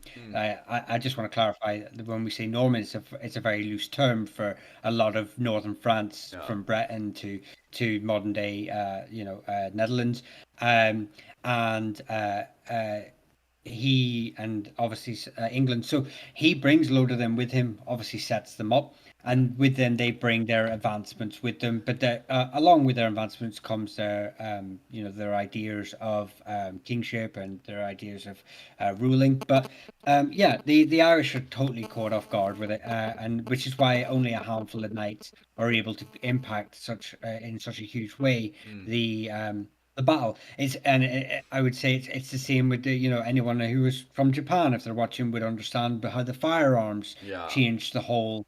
And this is just another key weapon that appeared that the other side just was not ready for. I do, Um, but uh, as people were saying, are pointing out there, did the Normans win these fights because they had better weapons, tactics, and what about it? When it comes down to infantry tactics, the Irish and the Normans are actually able to hold the line against each other, because at this period, as we pointed out early on, the Irish had already been involved with the Crusades. When it comes down to infantry weaponry, the Irish, they're completely updated. They have riveted mail, they have nasal helmets, they have updated Dane axes. The line formations are perfectly fine. It is literally that bloody Norman charge at the sides, and it's not the Irish are not the only ones struggling here. You see the same struggles happening in Sicily. You see the same struggling happening. England itself, with the Anglo-Saxons, were completely smashed out of it. It's the same thing with the French. The Franks are finding it very, very difficult. And the Franks are the bloody ones who pushed for cavalry charges to start with. Do you know? The Normans are just so well better at it than everyone else. And you see the same thing happening over to when the Crusades kick off. The people that are above everyone else are the Normans pushing into the Byzantine. They're able to smash in and smash up the Eastern Roman Empire. The Byzantines are getting smashed up by this Norman charge. And so are some of the most advanced armies at the time. The Seljuk Turks are getting completely hammered by the Norman charge, and so are the Egyptians as well. So everyone seems to be very much struggling with the Norman charge, no matter so which way they Paddy, go about it. I just want to answer. So didn't the Irish have cavalry units? If not, why not? They did. They did. In We fact, we there's some had very famous. But we Um, had a completely different breed of horses. Like, even the horses that the Normans were breeding were different. They were literally bred perfect for these Norman charges. At the time, the best horses we have were the Hobbler horse. Now, the Hobbler horse was insanely good for what it did, which was a light cavalry unit, which was amazing for hitting. It was amazing for skirmishes. It was amazing for raiding, and it was amazing for kiting. Kiting being basically where you go and you throw your javelins and you move back out again. The Hobbler horse is amazing for doing that. It's also amazing for moving troops onto the battlefield. Like, they replaced the in Ireland, they replaced the what was it called, the chariot, with the Hobbler horse, because it's so quick for moving in there, getting in the equipment and the men you need, and then moving back out again. So the Hobbler horse dominates from that perspective. However, I wanna. if you were to charge Hobbler horse against Norman horse, the Norman horse is going to dominate every single time. Do you know? I just want to use an example, a more modern example, Paddy, if this will just give you an idea. Okay, so we've already established that the Norman cavalry is like the tank. Okay, Mm. the hobble horse is like a jeep with a 50 cal on top. Yeah, that's Okay, exactly it. so so they're good. They're still good against infantry. They're still good, and they're good for what they're needed at that time. You've got to remember the type of warfare that's being fought in Ireland is primarily raiding. Obviously, there are still battle formations that, as we would see in Western Europe, these long formations.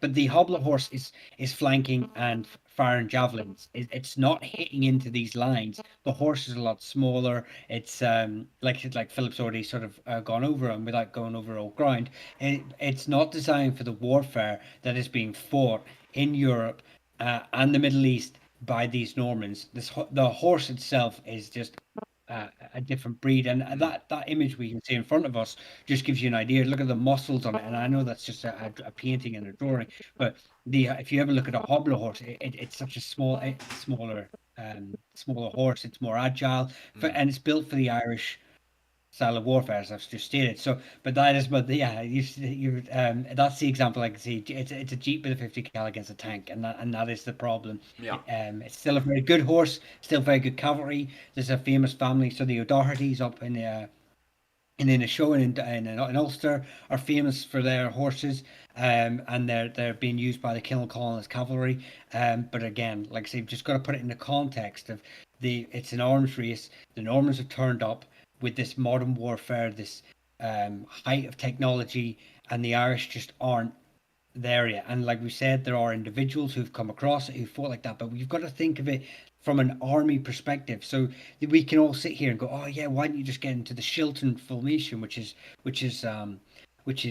like where they go into that hedgehog formation, like I said." But to get an army of individuals who've never done that formation to just suddenly do it in the midst of a battle Yeah. because it's not going to happen. Yeah. So so again, it's they could have if they'd had a day or two and they knew, oh Jesus, these tanks are turning up on the battlefield and this is what they do, and they had the time to turn around and go, right, this is what we can do to combat this. But again, they're not they've never fought it before, so that's the kind of mindset you have to put yourself in when you're thinking about it. Yeah, testudo. That's a Yeah. brilliant formation against ours. But if you've never done it, and I turn round to you and go, "Do the testudo," you're going to look at me like I've But just spoke to you when in in Latin. when it comes down to formations and dealing with the line formations, if you look at the literature, the Irish have no problems holding the line against the Normans. But the Normans, once the opportunity is there and they're able to get those cavalry charges in, against the Anglo-Saxons, against the Sicilians, against the Muslims, both in what was it called, Spain, Iberian Peninsula, and in the Middle East, they're just smashing it apart. It's definitely from the breed of the horse to the equipment that they're using to adjust for those charges is just dominating the battlefield in the 12th century. And it's not until we get into the 13th century that finally the Irish are catching up around 1250 with the rise of Brian O'Neill, King of Ireland, which is definitely a discussion we'll have in a bit. But regardless, our main point is that because of these cavalry charges to the sides, the Normans are very quickly able to send in, especially when you've got the arrival of more and more knights appearing onto the battlefield. And like you think to yourself, you've got like 1,000 levy troops, and you think, oh well, that's not very much. And you've got only 60 knights. Like sometimes it's only 12 to 60 knights, and you think, God, that's not very much at all. But if you think of what they're doing, they're hitting the side, they're hitting the side, hitting the side. That's giving opportunities for their levies and night infantries then to circle around and start hacking up the Irish formations and stuff. It's winning these battles. So although you're seeing in the these records and stuff only 60 knights and stuff, they're really opening up these opportunities to eventually take over Leinster. So you're getting these reports back to Henry II, and Henry II is finding out that not only are the mercenaries very, very successful in Ireland, but also the person leading these bloody mercenaries is Strongbow, the very man that Henry II had a civil war against previously. And so Henry II is freaking out about this, and also he's looking for an excuse to get away from England because he's just murdered the what was it? The is he Bishop or bloody Cardinal of Canterbury, isn't it? Isn't he the bloody Cardinal of Canterbury at the time? Cardinal, yeah. What's his name? The famous. His name is completely jumped over my head at the time. Henry II. Anyway, he needs an excuse. He's in trouble politically, and he needs to get. He needs a reason to get out of England. And let everything, all the politics is happening at the time, kind of pass by. So he's using this opportunity anyway to quickly run over to Waterford and force the submission of Strongbow. So he raises this huge army because Henry II isn't just King of England at the time. He's also Emperor of this big, massive empire, both in France. He owns a good chunk, if not the majority of France at the time. A good chunk of territory of Wales, and he's King of England. So he's able to raise this huge, massive army and then sail over to Waterford unopposed and start forcing the submission of Strongbow.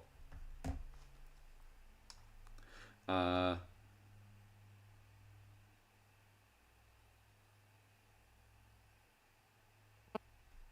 yeah, well, by the time we get up to the movie Braveheart, it's from that point onwards that you're dealing with a completely different form of warfare. You're not really dealing with the Normans anymore. You're kind of dealing more with the English themselves at that point. We did kind of slightly touch on that early on. But yeah, the pike formation, which at the time wasn't.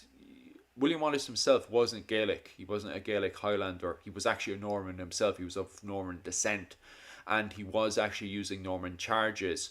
However, he was adapting to that warfare, and by adapting to that warfare, as you point out there, he took on pike formations, and the pike formation was very successful against the Normans. But of course, it's the sudden shock that the Irish had when trying to deal with these Norman charges onto the side, that the Irish hadn't adapted to it yet, and wouldn't adapt until about 1250 with the arrival of the Gallowglass mercenaries onto the island of Ireland, and then you see the adaptation to it. Uh, And just to add to that as well, that all the sources that state how many of those, like 12, 16 knights, all sources state that they're accompanied by bowmen as well. So, and oh, yeah. again, although archery exists in Ireland, again, it's not to the same formation and standard as the Norman and armies are utilizing it. They're not utilizing it the same way because the same warfare does not exist in Ireland.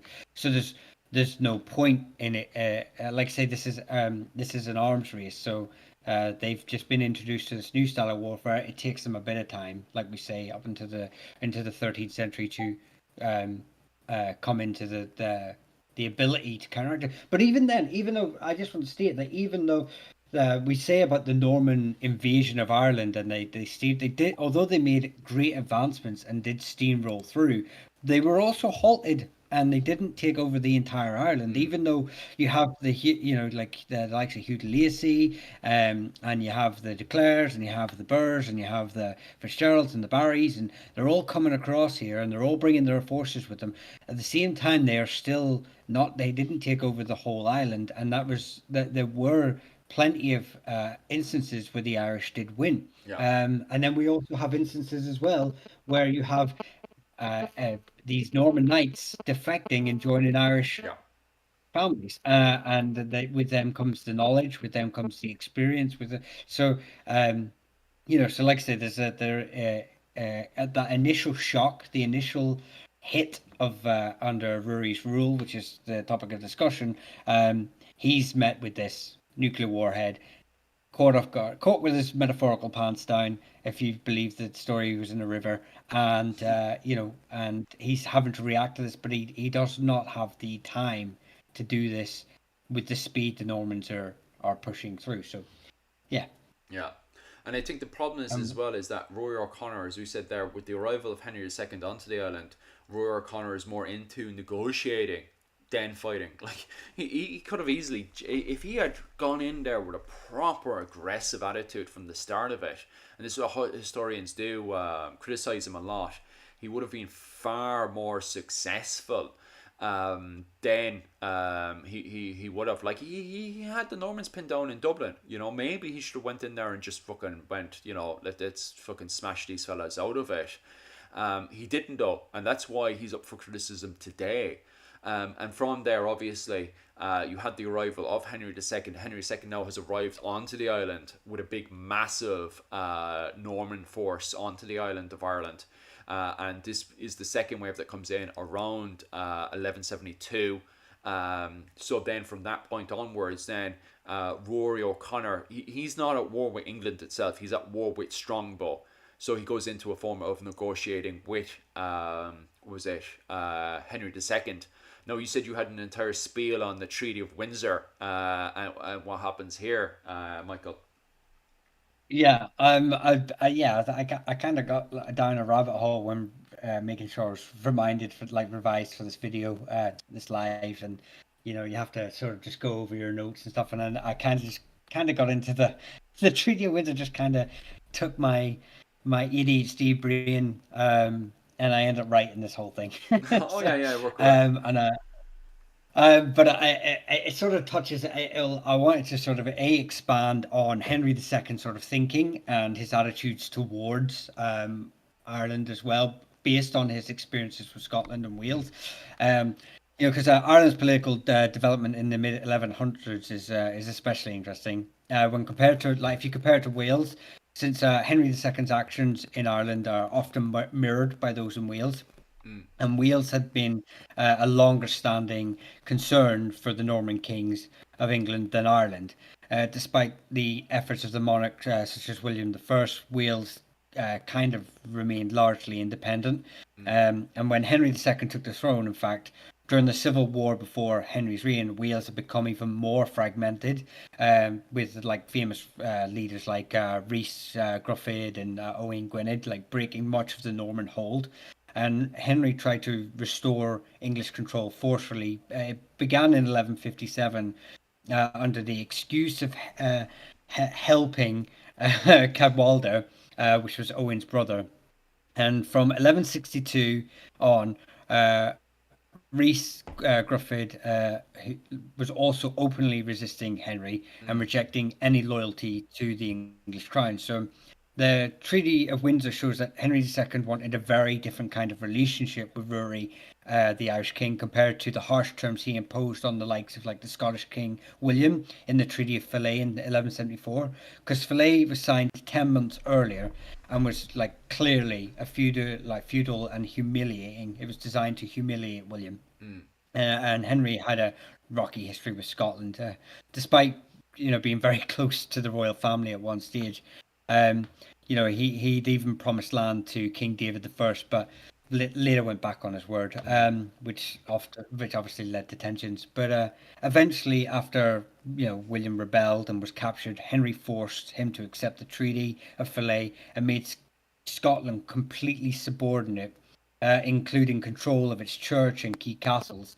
But in contrast to this, like I said, Henry treated Rory with more respect. While Rory was made a client king in essence. He didn't have to hold his he didn't have to hold his lands from Henry as a feudal vassal, and this is a much more respectful approach, mirrored to how Henry had dealt with the Welsh rulers like Rhys Gruffydd.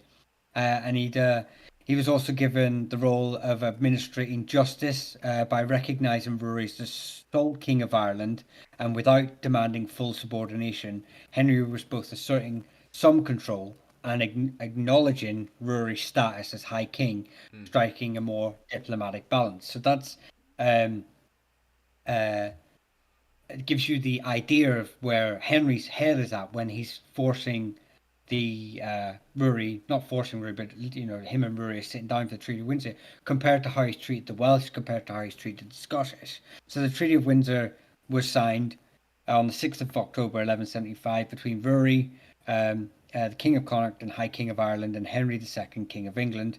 And the treaty itself was a guarantee of sorts, establishing the political relationship between Rory and Henry. In an English context, Mm. Rory was recognised as King of Connacht, and Henry conceded to him overlordship of the kings of Ireland outside of those territories, which were already under control of the Anglo-Normans. The Treaty of Windsor created a two-part division of Ireland. One part remained Gaelic under Ruaidrí, and the other was Norman under the control of Henry II or his representatives. Mm. And it was initially hailed as a peace of Ireland, peace in Ireland in Irish records. But obviously, like, this peace didn't last long. Within 6 months, the Normans in Dublin are already attacking the areas in the north, and by 1177, Normanites are taking more land in Munster and Ulster, clearly breaking the treaties, and Ruaidrí couldn't stop them. And that's when, obviously, Henry II, when he realised that that Ruaidrí couldn't step up to the plate, he goes on and stops these encroachments. He goes to the Council of Oxford and sort of officially approves the actions of his Norman knights. So, yeah, you can see that how he's treated Ruaidrí, how he views Ruaidrí compared to William, compared to Owain in Wales. And initially he's wanting to build a different type of partnership. But again, we can see how he's treated David I of Scotland by promising him lands and not then going back on his word once he's realised that David isn't able to, again, hold his end of the bargain the way he perceives. Maybe he perceives David as a threat. Once he realises Ruaidrí's not the same threat that he thought he was, he then uses that opportunity, like I say, to go to Oxford, the Council of Oxford, and start saying that, yeah, what my knights are doing are grand. It's grand. Because he realizes that there's no political repercussions from these actions. And I'll just go into, so like, by the terms of the Windsor Agreement itself, Ruaidrí has the right to remove kings within his land if he viewed them as being rebellious to either himself or the King of England. So this was a tool he was able to use if he viewed a king was working against either his or Henry's ambitions. Then he had full legitimate support from Henry and from within the treaty to act upon this. And the like I said, it creates a peace in Ireland very briefly. Cavla Dewey sort of says, like I said, he says when he returns back to Ireland, he goes, it's the peace of Ireland. And we can actually see that in the Tirganach Annals, they refer to Ruaidrí acting under the peace in 1175 when the foreigners of Dublin and Waterford and Domhnall Fitzpatrick, King of Ossory, came at the invitation of the King of Ireland, so Ruaidrí, to Limerick without the Dalcash noticing. Then they plundered Limerick, and the men of Connacht burned much of Thomond during this campaign. So he views that O'Brien's are obviously acting against his or Henry's interests, and he uses the treaty to enforce this what he's always wanted to do, which would obviously remove the O'Briens as a threat. And he successfully displaces Domhnall in 1175, and he replaced him as King of Thomond with his own half-brother Murta. However, it's literally the next year that Domhnall reinstates himself in Limerick, and like I've said, his inability to dispel Domhnall O'Brien from Limerick and from Thomond, in which we find the initial breakdown of the Windsor Agreement, and proving that he's unable to enforce the agreement. Henry had started to lose confidence in Ruaidrí's strength, and after 1174, the Annals of Innisfallen say that Domhnall later destroyed Limerick, which Ruaidrí, and by extension Henry, may have seen as a serious betrayal. And like I said, Henry goes to the Council of Oxford. He shows a growing disappointment with Ruaidrí, and he makes John, his son, the King of Ireland, which is likely an insult to Ruaidrí, and it's technically from this point on that the breakdown of the treaty starts to happen. And like you said, Ruaidrí's a negotiator. He really wants to have a diplomatic resolution to the problem. And even though because he at the same time John's being made King of Ireland, Ruaidrí shows no sign of recognizing this. Yep. and he does not submit to John, who's only a child at the time. Mm. Um, but John's appointment is more symbolic, with having no real impact on Rory's The position. problem is But that Henry Rory, II is able to exploit that because there's so many Gaelic lords that are trying to rebel against Rory O'Connor at the time. Because I remember me and you were having a private conversation about this, and God, the Irish barons are so bloody annoying. And the fact that they're constantly rebelling against the King of Ireland. Because as Henry, as you pointed out with the Treaty of Windsor, it is signed Rory Hiberno Rex, which recognizes him. Sorry, Hiberno Rex, which recognizes him as King of Ireland at the time. So he is recognized as King of Ireland. He's not recognized as Ardria. He's not recognized as anything like that. He's literally identified as King of Ireland by the what's it called, by Henry II. Now the papacy, on the other hand, they recognise the O'Briens as King of Ireland. They do not recognise as O'Connor as King of Ireland, which allows then Henry II to take that lordship of Ireland under, as people were pointing out in the comment section, that papal bull allows Henry II, to further take more manipulating and political control of the island. And of course, because you have so many barons who will not do their bloody job and go under Rory O'Connor. Instead, they're taking advantage of the situation and expanding their own lands. As you see that throughout all of Europe. To be honest with you, as I said early on, where you have all these barons doing pretty much what they want. Same thing happens in Ireland. There's the opportunity there. You're not loyal to the country because you have no understanding of nationalism. Your only understanding is feudalism and your own family's position. Your family has the opportunity, your clan, and so they're rising above it. They're rising above Rory O'Connor's power, and they're even inviting Normans onto their land to go and fight a rival Gaelic clan, which then in return then allows those Normans to take that land, and then afterwards go against that treaty made with the local Gaelic leader and even try to expand into their land. From time to time you see that happening as well. You also start to see Normans fighting Normans as well. So because all this anarchy is happening in the likes of Munster and up into Ulster as well, Henry II, as you said there, fully exploits that himself, and has his own son, King John, recognised as the King of Ireland as well, which completely undermines the realm of Ireland and Rory O'Connor's control of the island at the time, where everyone else is kind of expanding out. It's funny that Rory still tries to adhere to the treaty all the way up even to the 1180s. Oh, it's crazy. He's still trying to adhere to the policy laid out between the agreement laid out between the two of them.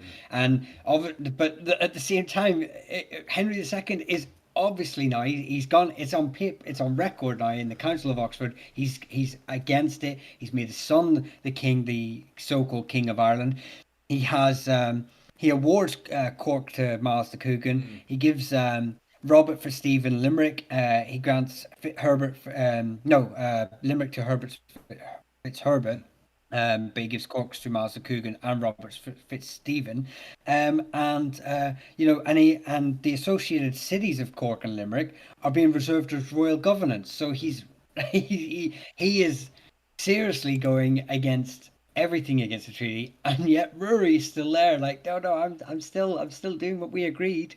You're just like, hey, read the room. It's completely wild, and Rory O'Connor's just so naive, and I don't know if he's naive or maybe he's not in the position. I don't think he's. I think he is at a stage now that with the Norman advancements, like I said, they're going into Ulster, they're going into Munster, and they've taken huge swaths of land. They've because here's the thing, it's famously the best example I can use is the area of Lothian during the Scottish Wars of Independence. How it swapped sides so many times during the Scottish War of Independence, so much so they get a name for being like traitors. The whole reason they swapped sides is because they're literally the whole point of your feudal lord and your master and your king, all that, the duke or whatever, all the way up, is that you have to protect your subjugates. And if you can't protect them, they're gonna go into the person who can protect them. Yeah. That's all they care about is protection. Now, all the Irish families are doing the same thing. They turn around, they see the Hugh de Lacys, they see the De Clares, the Barrys, the Fitzstephens, the De Cougans, and these guys are smashing into these bigger provincial kings out of the way, and they're turning around and going, yeah, okay, you're my new lord now Yeah. because I own this small Tricket, this small territory. I'm a king of basically 5 villages. I can't stand against you guys, and my lord has obviously proven it. He can't protect me. So Rory, I believe Rory O'Connor at this stage is sort of grasping the air basically because he's all his lords, his powerful allies, are either turning against him because he's not able to protect them like he would have done before. So I think he's just politically very weak, and Yeah. he's hoping that if he adheres to the treaty as best he can, he doesn't give Henry more justification for the aggressions. Because even though the aggressions they exist, they're not out and out. He's not telling his Normans to um, his knights to go on a full on. He's not gone across with an army and invade it. Basically, he's just letting his knights carve up pieces. He's letting them do their own thing, but he's not come across with a royal army and said, "Do you know what? I can take the whole island." But like, But he as doesn't really want to stop. the lads point out in the comment section, I'll probably go into another. If we aren't covering Brian Brew, we'll probably cover it next week.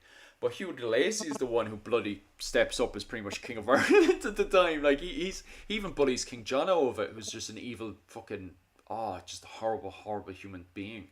Is King John. The only person there who's willing to take charge of the island is actually Hugh de Lacy, a Norman baron, who was only there to really put the Cambro Normans in their place. He ends up pretty much doing the job of bloody Rory O'Connor at the time.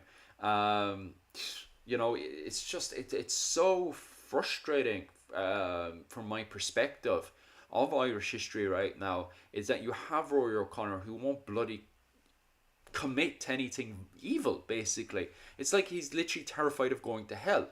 I can't understand it from time to time. Like, you even see that with the siege of Dublin. Why didn't he commit and just attack Dublin? Why is he taken off guard? Why is it then that the Normans are continuously able to undermine the Irish again and again and again?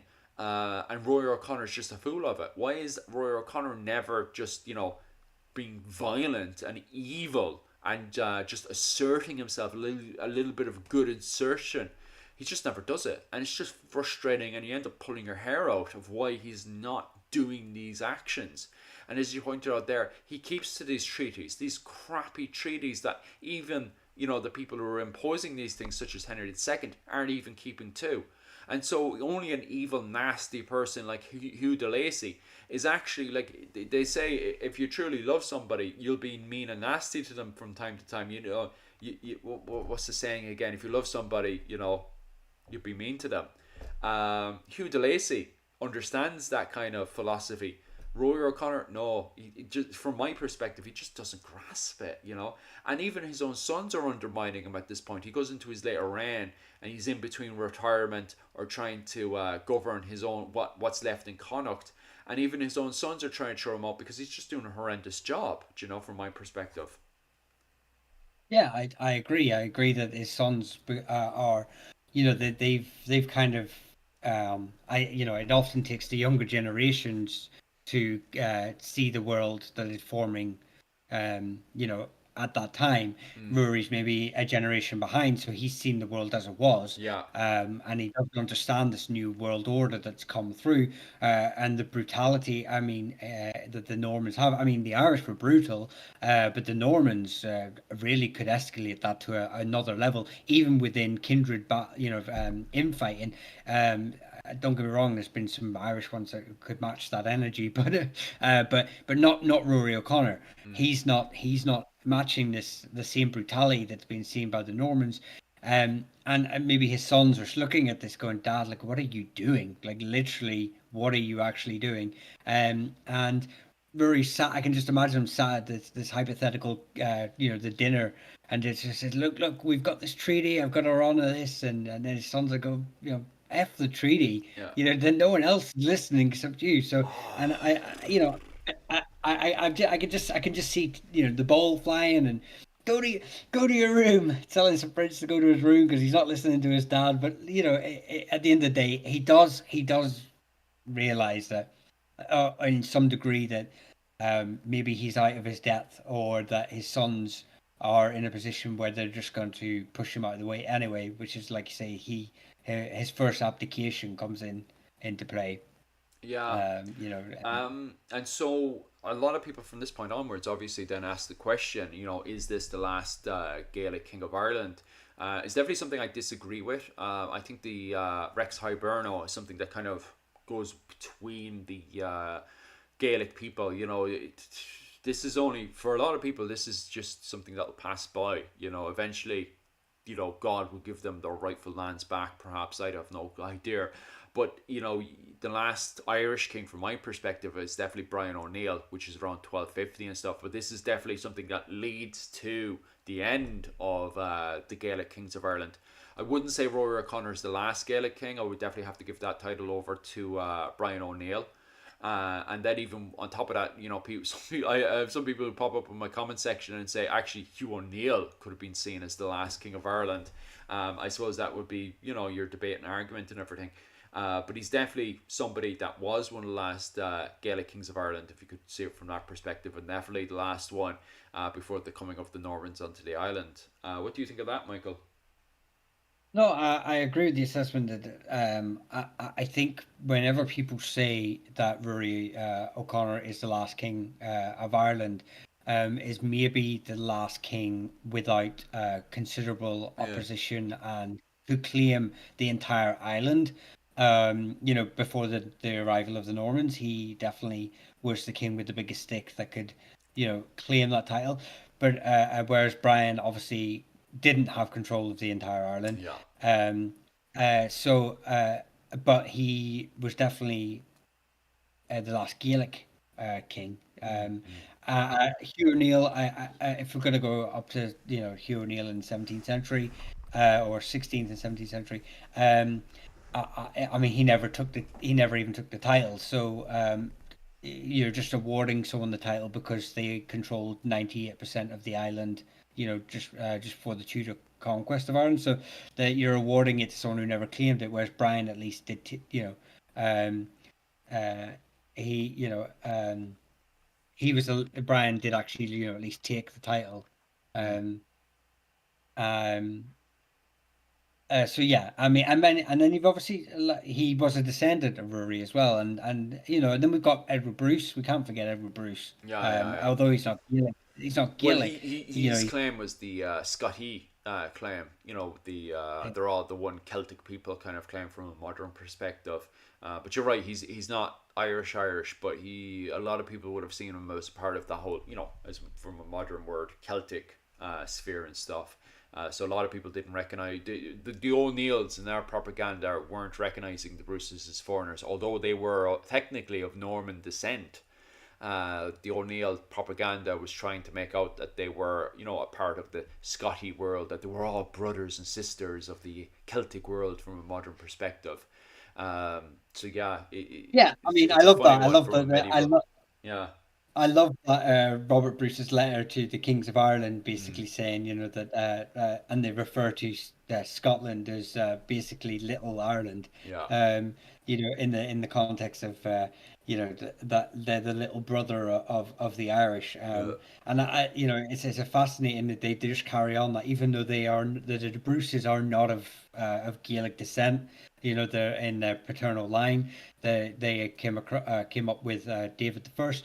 They still harken back to these like the kings of Moray, like mm, the MacAlpins, like the all these kings of the Isles. They harken back to this ancient Irish kinship of the Gael coming across, and they still try and get their fingers into that sort of nostalgia and that sort of like legitimacy to enforce their rule. And I love the fact that they use that so well politically, to the point where obviously Edward comes across, and that's probably a discussion for another day. oh Edward's yeah. campaign in Ireland, which is obviously a very interesting. Um, Um, sit there. sorry. No, I was just reading Yankees sit here and such. Turns out true sense really low bell beakers and such. Yeah, I mean there's three Scythian skeletons, not Scythian. That's a very broad stroke thing to say, but with a haplogroup associated with Scythia and that migration of the Bronze Age people in Rathlin Island, I believe. Oh, So, Jesus um, Christ. That's a really good but connection, that especially since the Book of Invasions and stuff. People have been arguing about the similarities between the Russians and the Irish and stuff. So that's quite interesting. Anyway, so his reign marked the end of native Irish dominance due to Norman invasion. Yeah, because even on top of that, the annals afterwards recognise Hugh de Lacy as the most powerfulest man on the island. I can't remember exactly the title that the annals give him after his death.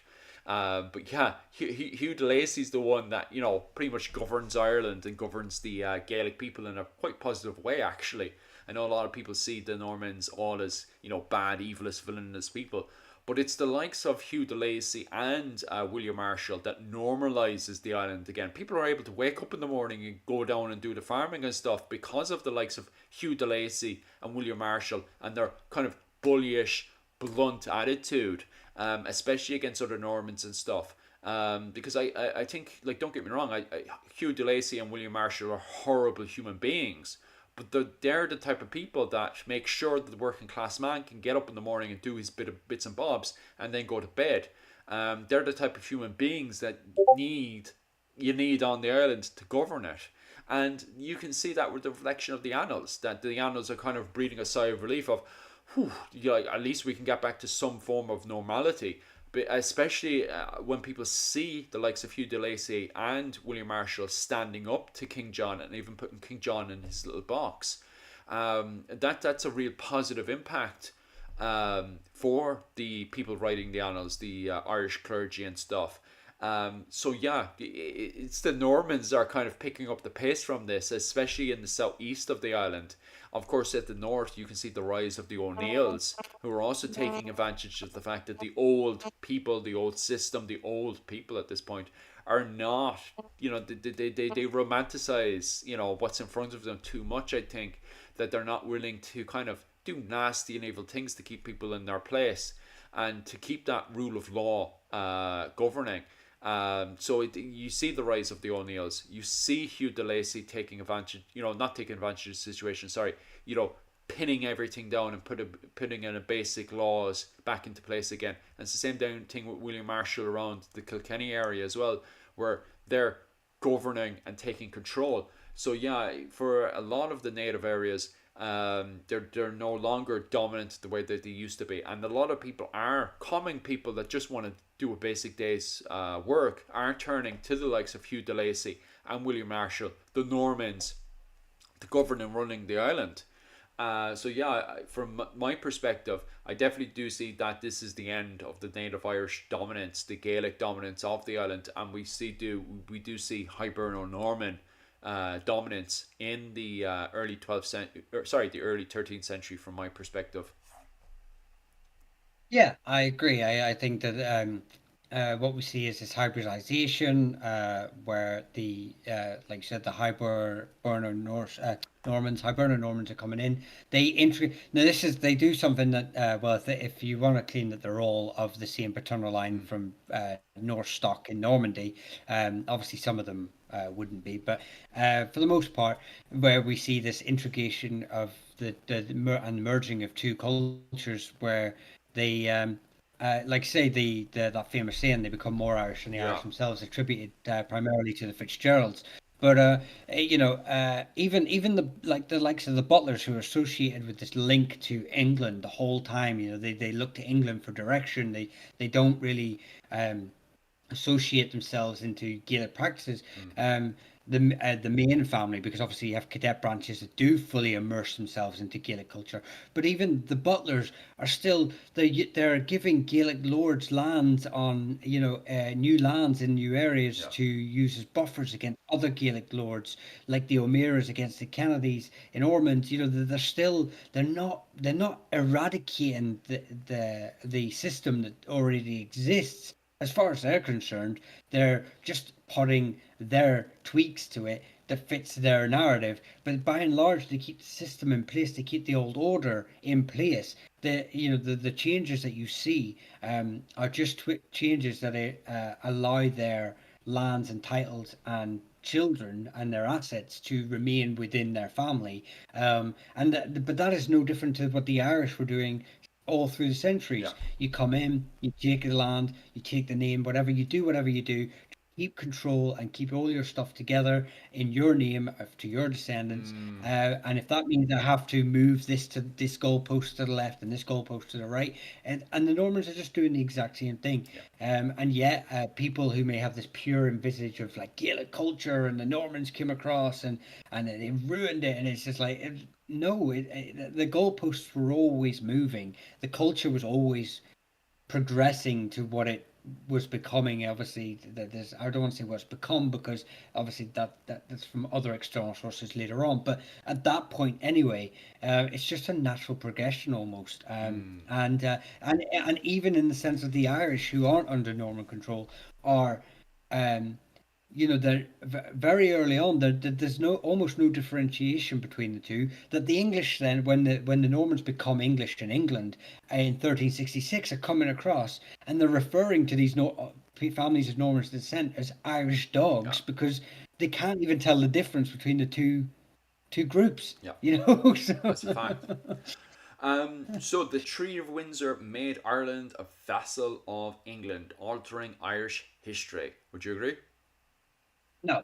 Okay. Um, the, I don't believe it made Ireland a vassal of England Mm, in the sense, if we're talking the Irish, who were still within Irish held lands, were governed and ruled by Rory as he was, although in some sense he was an underking to uh, Henry.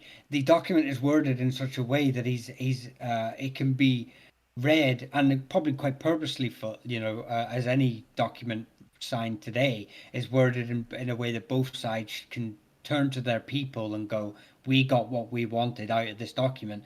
And even though the both kings are turning to their subjects and saying the exact same thing and they mean totally different things. Um so I don't think the Treaty of Windsor made Ireland a vassal of England. I believe it opened the doors because they didn't adhere to the English did not adhere to the treaty and the mm, Irish did.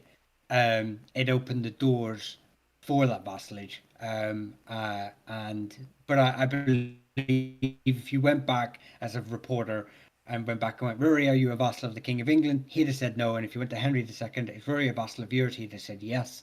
Um, and but in my own perception, the Treaty of Windsor, because of the way it's worded and the way that Rory would have interpreted it, he was not a vassal. Therefore, it did not make it a mm. vassal. Because if he felt that he was a vassal, he maybe would have taken different actions. Yeah, Um, it's very true. His struggle reflect the border decline of Gaelic kingship in the medieval period. Um, his struggle reflects the border decline of Gaelic kingship in England. Yeah, I definitely do agree with that because it's this point onwards we see the slowly, collapse and rotting away of the old Gaelic system and of, having the old Gaelic kings, the over king at the top of it. And although those changes were already happening anyway, it's definitely the end of it from this point onwards. We definitely see the complete decline and collapse of the old Gaelic system in Ireland. Although it doesn't completely vanish until romantically 1603. It's definitely from this point onwards we see the rise of, later on, especially with the Anglo-Irish and stuff, and more kind of control from the Baron perspective, I suppose. Especially towards the assemblies and stuff. You see the rise of clans, assemblies, and tower houses. It's kind of more of a kind of clan assemblies, the rise of the Irish Parliament. We kind of see more of that in Ireland rather than the old kingship system. I think we're definitely from this point onwards taking the route down to becoming a republic in many ways. Not quite yet. It's not until about the 17th century that the Irish are even mentioning the word republic on the island, and after that, there's been a lot of radical changes happening on the island. But it's definitely from this point onwards that Ireland behaves more like a republic than a kingship and monarchy more than anything else, especially the way that they behave between the barons and the assemblies and stuff.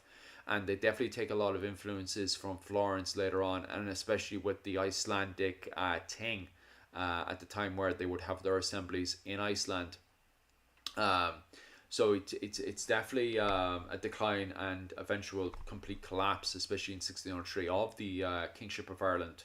What do you think of that, Michael? Yeah, I agree. The old Gaelic Ireland is definitely, this is the beginning of the end of that, and what you have is now the new Hiberno Irish Ireland. And like it's like we've sort of just gone over there.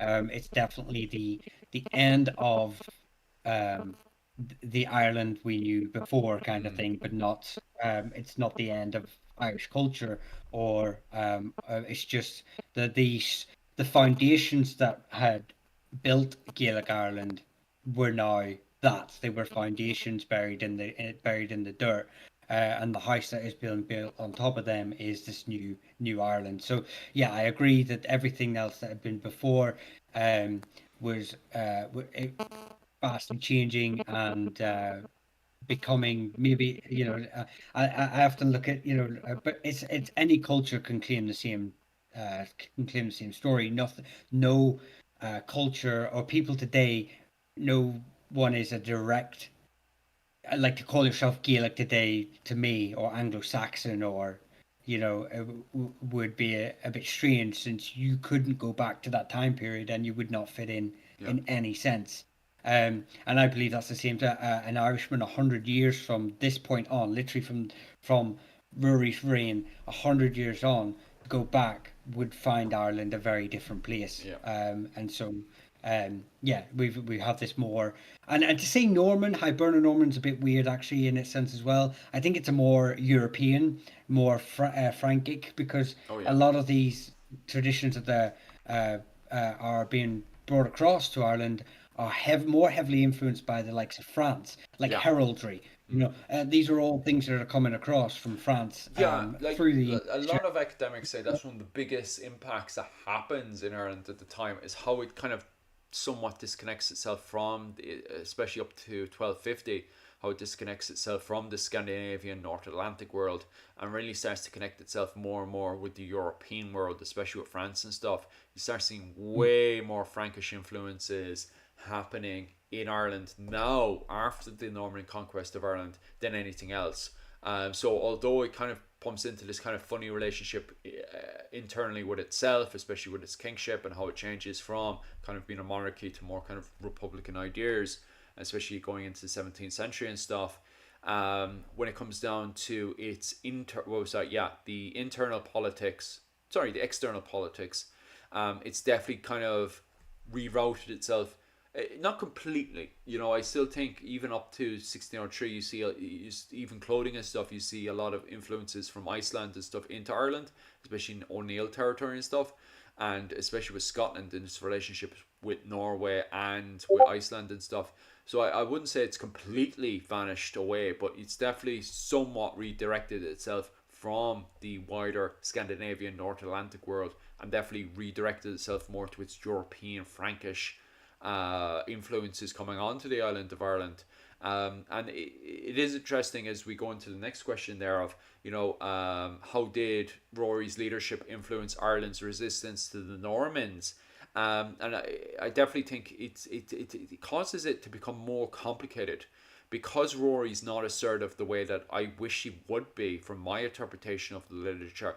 It causes, what was it called? As we're bastardizing it, this relationship between the Gaelic and the Normans to become kind of very complicated. So what happens is that you do have Gaelic kings who build these relationships with these Norman barons who are kind of looking for their own independence, from both the English crown and Rory O'Connor, and they kind of end up building their own barons, their own kingships. They become kings of their own lands and stuff. Especially going into the 13th and 14th century, when you see the rise of the likes of the Fitzgeralds, the Butlers, and the Bergs and stuff. So he ends up building this very relationship between the European world and the old Gaelic world. I think that's what causes, is the influence that Rory O'Connor ends up having overall, in my opinion. Mm. Any Consider comment on very that, much Michael? Ireland, uh, it opens the door to a more European sort of ideas, heavily influenced by the likes of France, Mm. which are obviously influenced in England. So it sort of just feeds on through. But yeah, but I don't disagree with anything else you said. Hodges' legacy compared to later Irish rulers. Um, I think his legacy is just marred by the fact of the Norman invasion and his inability to stop it. But then again, that's actually mistreatment of his actions in Ireland. That there's not very much he could have done for what actually happened at that time, Mm. um, with the tools and the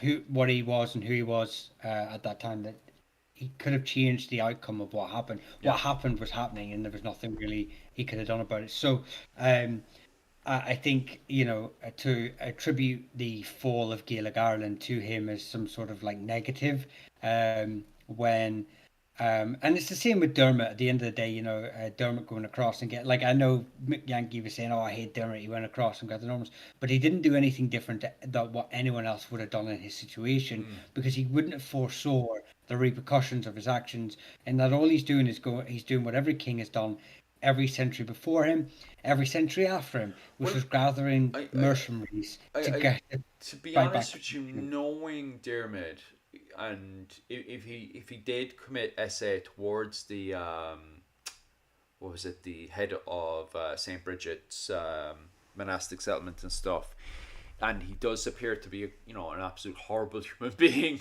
Regardless, I think if Dermot did know the future and stuff, he probably would have put up more of a defense against Henry II. If he knew that Rory O'Connor wasn't going to be decisive, and if he knew that Henry II was going to try to push on, maybe he would have been more defensive, and maybe he would have, tried to Because he'd get, lose it. yeah, He's the same as every rule. Now, like every king, I don't care what king you pull out of history, you will find out they were a bastard or some yeah, stage. oh Like they yeah, that's don't very get to true. the top in the medieval world of being a saint. And Dermot would have had the idea that anyone else, as we still maintain the ideology that they all maintained in the sense of like the way we view our homes. We want our homes to be passed on to our kids. We want the assets we've built up to be passed on to kids. He's looking at Kavanagh as going, my son Kavanagh is going to be the heir to Leinster. He's looking at his children like this is their land.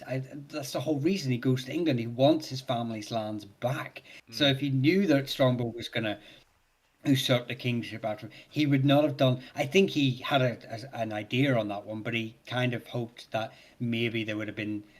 He was just sort of playing to Strongbow at the time with his daughter, and this idea. I don't think he ever said to Strongbow, "You can have the kingship," but I'm pretty sure he strongly implied it, and sort of was like, "Oh yeah, yeah, it makes you, yeah, sure. You Normans have this custom where you can claim land and title through the female line. How ridiculous! Yeah, yeah, sure, mate, if you believe that."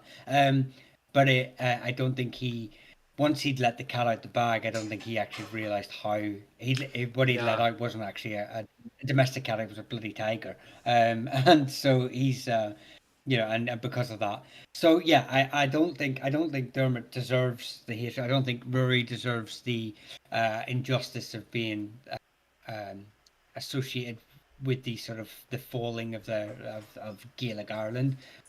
Yes, it is during their time. It's due to their actions as such.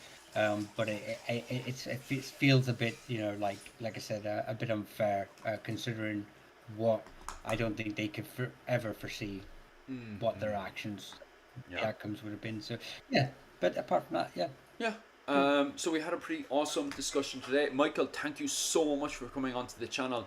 As always, guys, Thanks, man. definitely head over to Michael's channel there. If you can't find it, it's Clans and Dynasties.